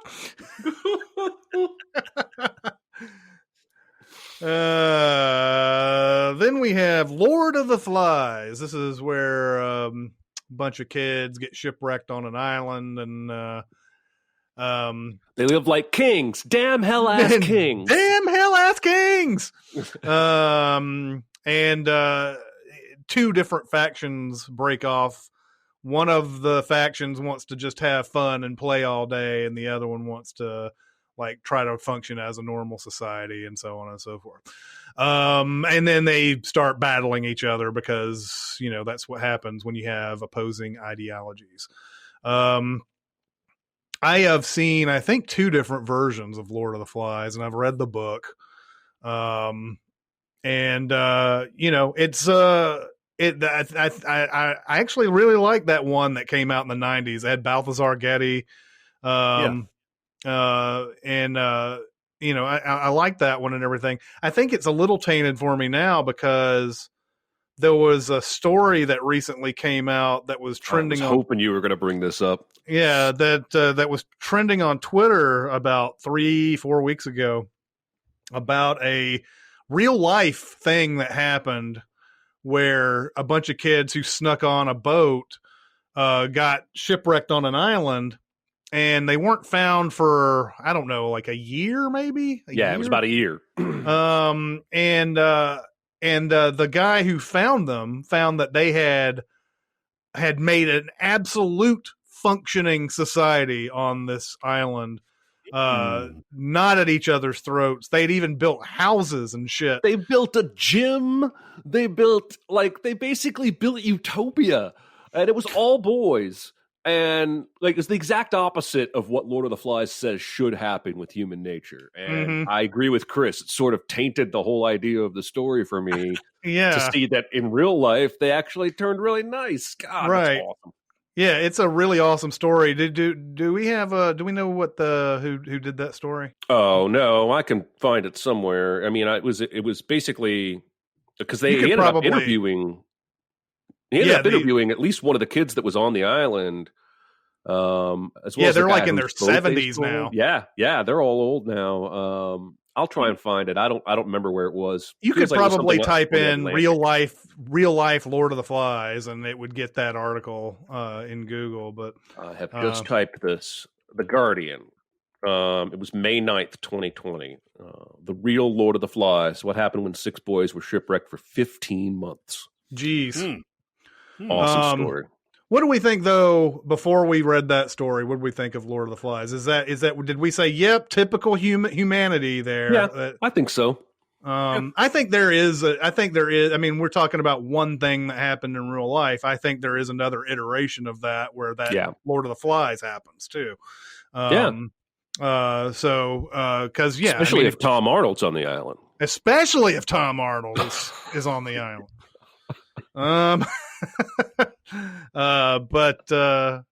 Barrett, what do you think? I liked it. I'm a sucker for, we've talked about White Squall before, and we've talked about also with Balthazar Getty. Yeah, exactly. These are just for movies, but like Hook. Like I'm a fan of kids being on, kids of this age being on their own, left to their own devices, seeing what they can do. Same thing happens in Moonrise Kingdom. Same thing happens in a lot of Stephen King novels and movies. I'm a fan of this, and I like survivalist stuff too, so I like it. Yeah. I in general, I like this story. It has a lot of things important things to think about as far as how a democracy works and everything. But still, you have that real life story out there, and it's like, that would be interesting to read about too. I'd like to see that movie too. Yeah. Then we have Rated G. The Blue Lagoon. Not rated G. Yeah, Christopher Atkins and Brooke Shields are on an island, and I can't remember how they get on the island. It's a shipwreck. Is it a shipwreck? It's an underage shipwreck. It's an underage shipwreck. Brooke Shields, man, I can't imagine what her childhood was like. No shit. I mean, it's insane. She's like 14 in this movie, maybe even less. She's 14. And is frequently they have hair covering her most of the time, but she's frequently just naked running around. Now, that's not like sexual nudity or anything, but the 2 principal actors do have sex a lot in this movie. Yeah, as soon as they hit puberty, man, they're fucking all over the place. According to, I did a little bit of research on this.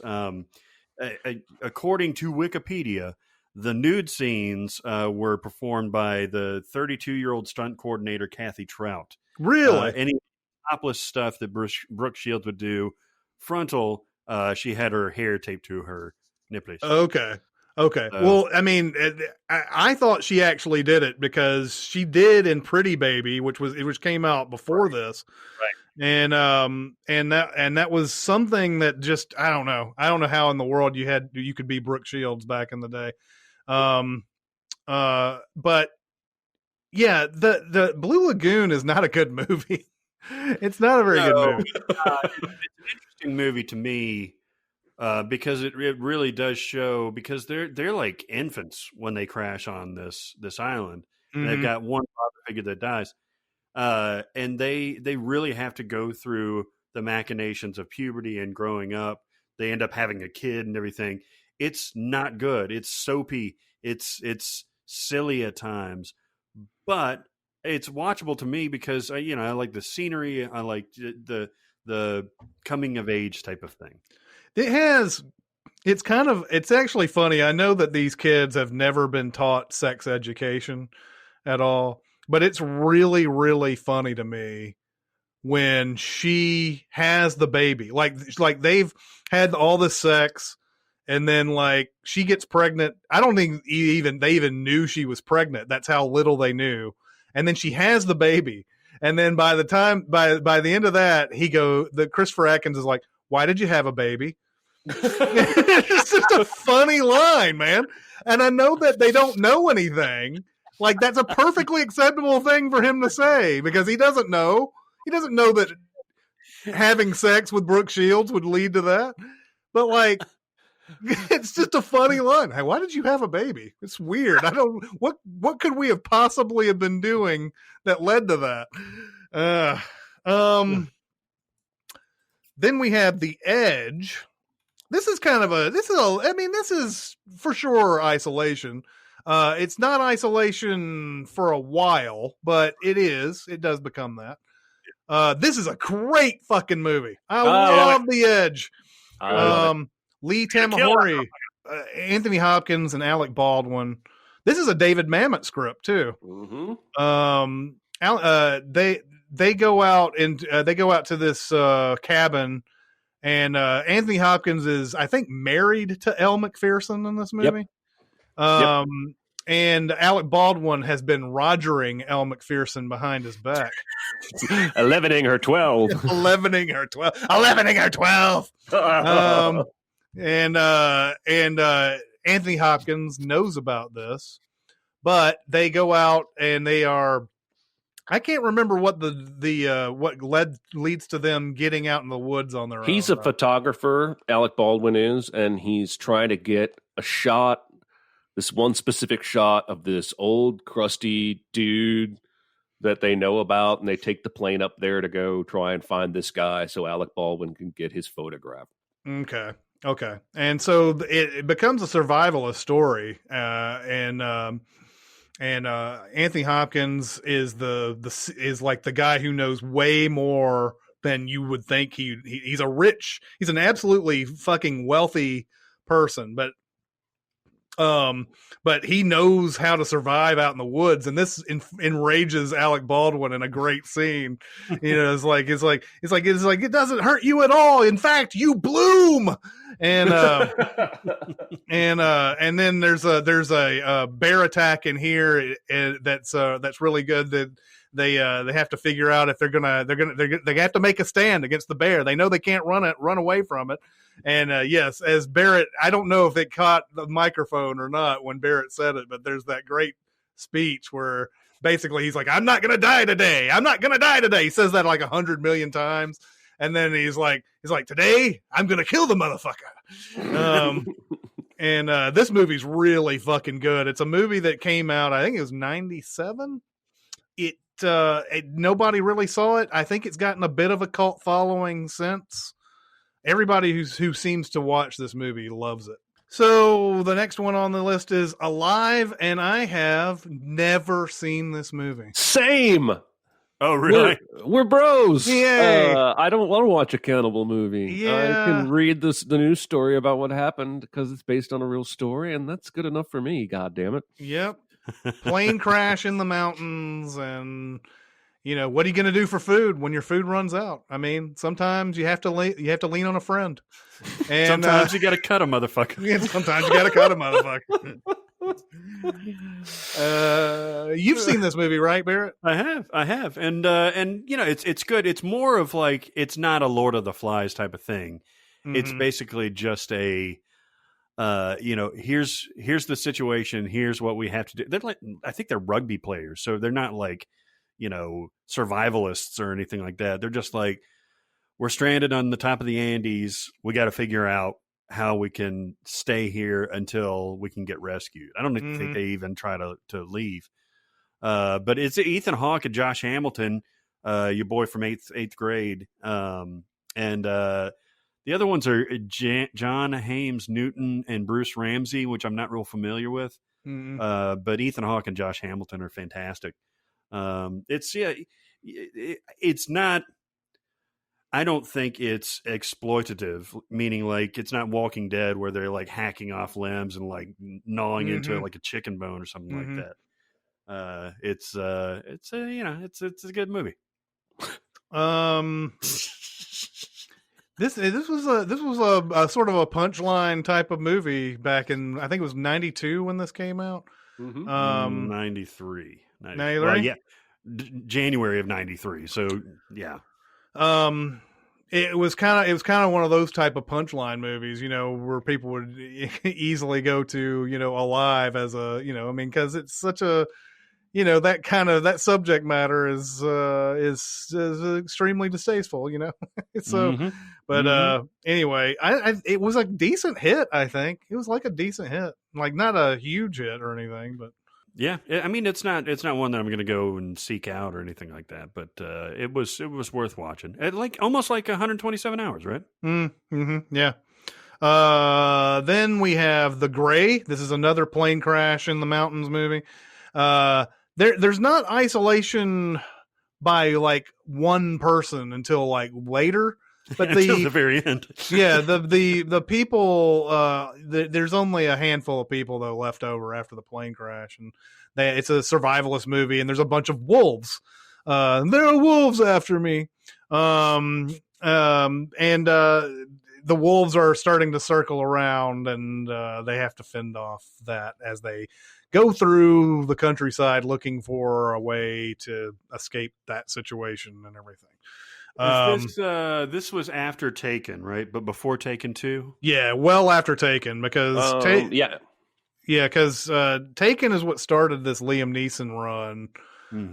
There are many similar like Taken type of movies that came out after this. This is not really Taken, but it's still getting into that persona. I was going to say half of them starring Liam Neeson. yeah. Like Unknown and the airplane one and the train one and he's always angry and beating ass. Oh yeah. The Walk Among the Tombstones or whatever, that one. There's Cold a bunch Pursuit. of those. Yeah, Cold Pursuit. There's a ton of those where like but The Gray's good. I like The Gray. Oh, The Gray's awesome. Gray's really good because he is a badass in a different way. He's not like an ex-CIA or whatever it is, but like he's like a sharpshooter or something like that. Yep.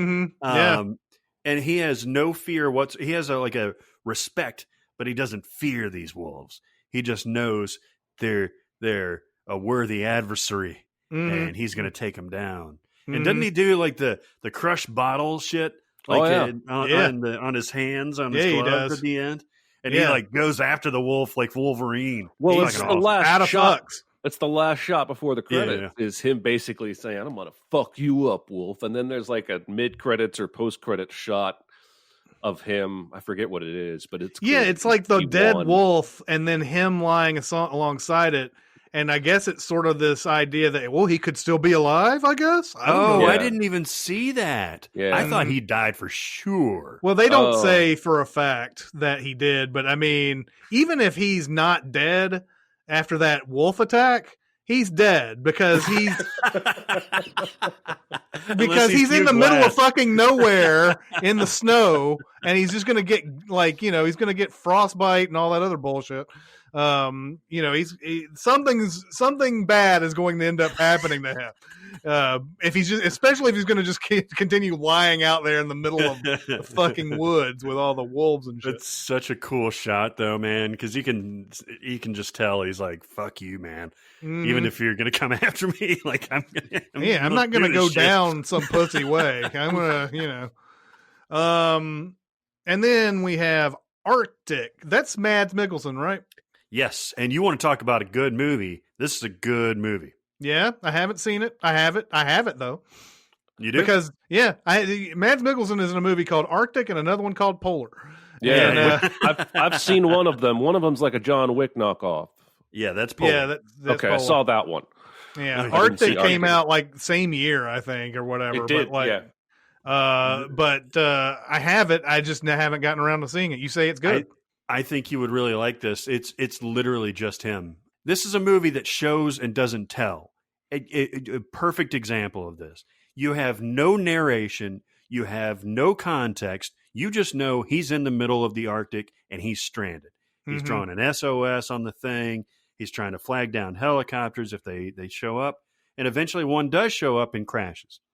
And he finds a survivor in there, and his mission, he's been staying up here for God knows how long. We don't know how long he's been up there. But his mission now is to get her to safety. And that's the rest of the movie, and it is fucking awesome. This movie has one of the best last shots I've seen in a long time. This movie is written and directed by Joe Penna, a.k.a. Mystery Guitar Man on YouTube. Oh, yeah, that's right. Yeah. That's right. I forgot about that. Was this his debut, or did he have another one before that? I think he has another one before that. I actually just closed the IMDb page right before you asked me that. But yeah, it's spectacular. It's all, I mean, you can feel the cold because he's in the Arctic, like literally in the Arctic. And he's found a way to survive for as long as he has. And Mikkelsen just puts in a brilliant performance. The guy's so talented. But there's just little microfacial things in this movie when he gets afforded luxuries, like he finds some stale ramen noodles and he hasn't had anything but fish for the last however long, and you can see him go like, oh God, this is the greatest thing in the world. He's just eating them raw too. It's not like no, I would encourage both of you. I think you'd both really, really like this movie. It's on Prime for free. It's Joe Penna's directorial debut as a feature. He made a bunch of shorts before that. Yeah, but and he's about to make a movie. This is funny after we just talked about Castaway, but he's making a movie called Stowaway. But it's one word. It's not just stowaway. It's Stowaway, and it's about a stowaway on a mission to Mars sets off a series of unintended consequences. But it's got Anna Kendrick, Toni Collette, Daniel Day Kim in it. So far, I guess. I don't know if there's more, but I mean, well, there's one more actor that I don't know the name of, Shamir Anderson, but yeah, that sounds kind of interesting. Anyway, that's the list. I think there's probably more we could talk about, but it's the same sort. I mean, we've got all the best ones, I think. Yeah. I think it's a good cross section of. There are different. Like I said yesterday, because we recorded the first part yesterday. Like I said before, there's certain subgenres of this where it's a couple like Vivarium that's stuck in a thing. There are horror things. There are survivalist things. There are disaster things. There are burieds. There are space things. There are ugly CGI vampires. Right. There's all kinds of things. Yeah. All right. So, what did you guys think? Any more like solitary movies that you recommend out there while we're doing this? I know some of you out there, you aren't quarantining at all. You're just out there in the world. Fuckos. But maybe you have some solitary movies that you can recommend. But go to Sincast presented by CinemaSins on Facebook. We're also on CinemaSins Twitter, Music Video Sins Twitter. We are on SoundCloud. We're also on Discord. If you want to get on Discord, you can either go to the private messages on Facebook And I can give you a link there, or you can go to our Reddit page and find the link on the right side there. But that's going to do it for this week. It's Chris Atkinson, Jeremy Scott, and Barrett Scher. We'll see you next time. Thanks for listening. Comment on our episodes on our SoundCloud page. Check us out on YouTube, Twitter, Facebook, and Reddit. And be sure to visit cinemasins.com.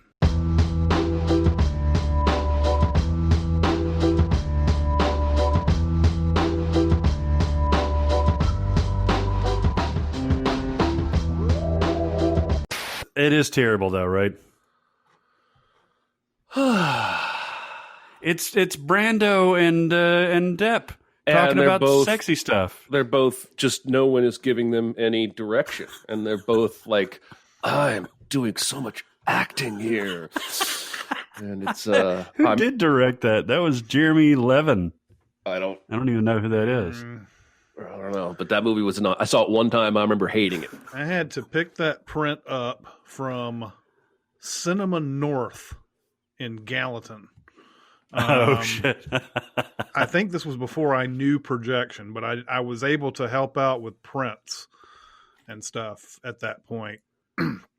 And I had to go to Cinema North to pick it up. And no, I may have known projection because I watched it that night.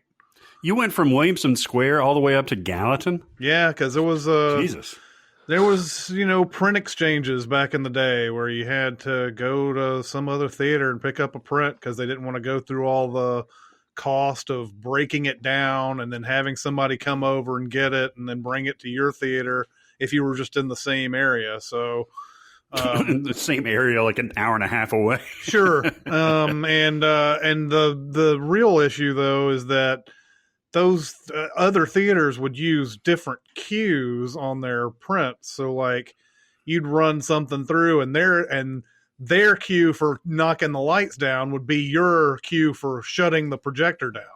So like you'd have to like, so you have to like, you'd have to redo cues and stuff. That was always nonsense. Fucking Don Juan DeMarco. I tell you what, it did give me very good sex advice, though. Yeah. Oh yeah. Because he says, "Don't touch the woman, like just very delicately, right over the skin, and she will feel it." And I have done this, and I have brought a woman to orgasm doing Nice. this. Well, if we're going to start bragging about ways we've brought a woman to orgasm, I'll take a seat. I watched Fear and Loathing in Las Vegas last night. Had it on in the Oh, because of that outtake? Yeah, I had it on in the background, but I watched it over like a couple of times. But there's a scene in there that I had forgotten about that was just so funny in it. He's in the bathroom and Flea is like this fucking hippie, and he's like that white substance on my hand there is LSD, and so they're like snorting the LSD or whatever the fuck, and then this guy walks in and realizes that he doesn't need to be in here at this moment, and he walks out, and the narration comes in and goes, "With any luck, this will have ruined this guy's life." And he's like, it goes out to the guy in the bar, and he's like, he'll be thinking about that with two men in red denim, like doing drugs that he's never heard of before, or whatever. It's just such a funny line. Devil ether. Yes. Yeah, he stayed with Thompson out in Colorado for like months to get into that role, and like Thompson shaved his head and everything, and they were big buds. Mm-hmm. And so he picked up the Hunter S. Thompson has that speech pattern that he was using in that, and he picked it up like that. And it's funny. Did you ever see Where the Buffalo Roam? Nuh-uh. With Bill Murray? It's a Hunter S. Thompson book that they turned into a movie with Bill Murray. Must have been in the late 70s. But Bill Murray is affecting that accent, that way of speech. And it's not bad. It's just not as good as Depp when you compare it to actually how Hunter Thompson talks, which is very unique. That movie is fantastic, man. Do you like it? Yeah, I know that it got it sort of got dismissed when it came out, and it's gotten, I think, a following since then. But yeah, that movie is fantastic. It's so funny, so well done. It's got a lot of cameos in there. It's got like a crazy cast. Yeah, it does. Fucking Christina Ricci's in there for a hot minute. Forgot that Cameron Diaz shows up at one point. Cameron Diaz, yeah, because he's like, I drive the big ones. But there's and then all he's threatening just Craig all the Bierko with the big. Oh, yeah. There's all these.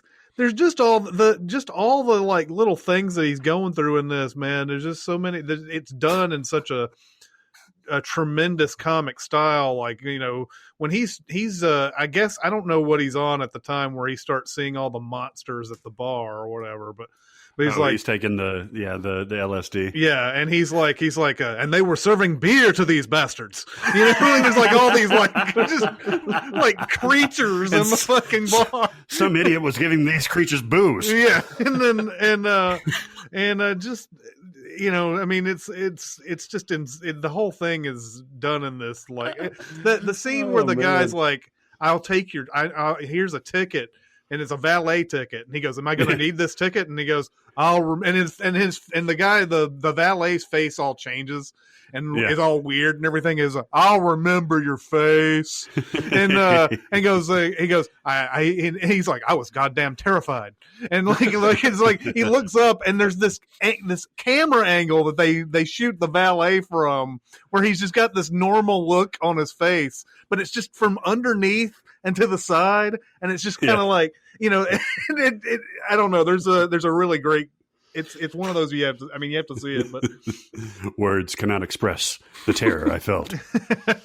And then my favorite part is just complete one-off where they pick up Tobey Maguire in the desert on the way in, and they're like, "Let's get that boy a lift." And he pulls over, and Tobey Maguire comes running up to him. He's like, "Holy shit! I haven't been in a convertible before." And Depp turns around, looks at him, is like, "Is that right? I guess you're about ready then." And then all of a sudden he starts kind of like backing up. He's like, "Get in." He said he understood, but I could tell by his face that he didn't. The vibrations were getting nasty in this car. I could quote that whole fucking movie. Yeah. Did you ever see it, Jeremy? Okay, here's my experience. I was wondering if this was going to get asked or not, and this is a story I could take or leave, but here you go. One time I went to buy a weed from this guy, and he and his roommate had eaten some shrooms, and they were watching Fear and Loathing. Nice. And I stayed there for about 20 minutes watching them watch the movie, and it was highly entertaining. And that's all I had to say about that movie. I have not seen it all the way through myself, but I've never eaten shrooms. I'm not sure I ever want to, but it Really? seems like the kind of movie that, like, the more on something you get, the better the movie is. I disagree, and I'm sure Chris had this experience last night. I have never watched that movie anything other than sober, which is weird. And I'm sure it could be enjoyed high or on serious drugs or stuff like that. But I just enjoy it, like Chris was saying, for like the comic timing, like the visuals, like the cameos and all that stuff. I think it could be consumed in different ways, but I would also like to watch somebody watch it while on shrooms. I mean, yeah, I'll watch it eventually, but I've never actually seen it, so I can't weigh in. If they didn't lend the rocket, then nobody would have known. I almost put The Martian on this, by the way. I don't think I did, because there's so much. You didn't, back and forth to all the different spots. But we just talked about it. Yeah, I mean, we The Martian obviously fits into that mode of isolation. It's not the whole movie, but we've talked about The Martian a ton too. A little bit, because we went into a wake. You know how pontoon boats, you get at a perfect angle and you just go right into the wake and the water spills over? And so that was fine, but then we hit another one, and the front gate opened up, and I was sitting at the front, and it just went crack. I was like, fuck. It went crack, and I went, fuck. Fuck. You That see why sucks. I was singing Uncle Fucker earlier now? You were singing that about the toe? No, you're Terrence and Phillip. I wasn't look. I don't want. Okay, I wasn't looking at Zencaster. God damn, give me a break. It says Philip Barrett Share Terrence. Like you're never gonna hit with this. It always shows us a different order. Very true. You should stop trying. And I was going to write a note saying, actually, they do. Because I've handled so many mice back in the lab that I swear to God I've heard them fart. But just in case, I looked it up and I could find no literature supporting the fact that you could, or that they do, and if they do, that you could hear it.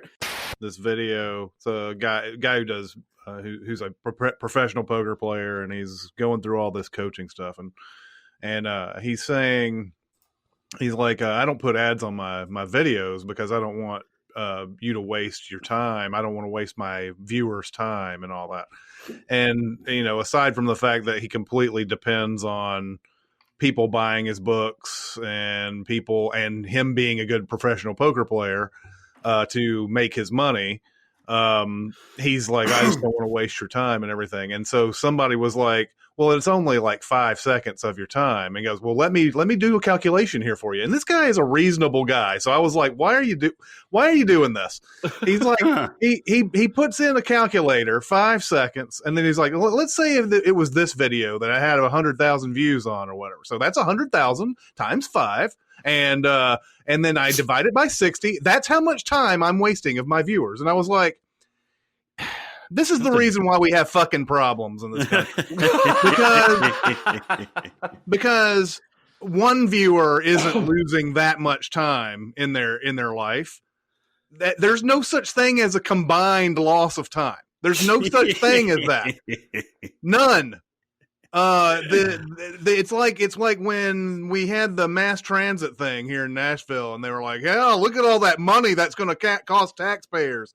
It was going to cost you probably like a couple of cents, but because it looks like, our taxpayers are going to have to pay $5 million, it makes it look like it's so fucking serious.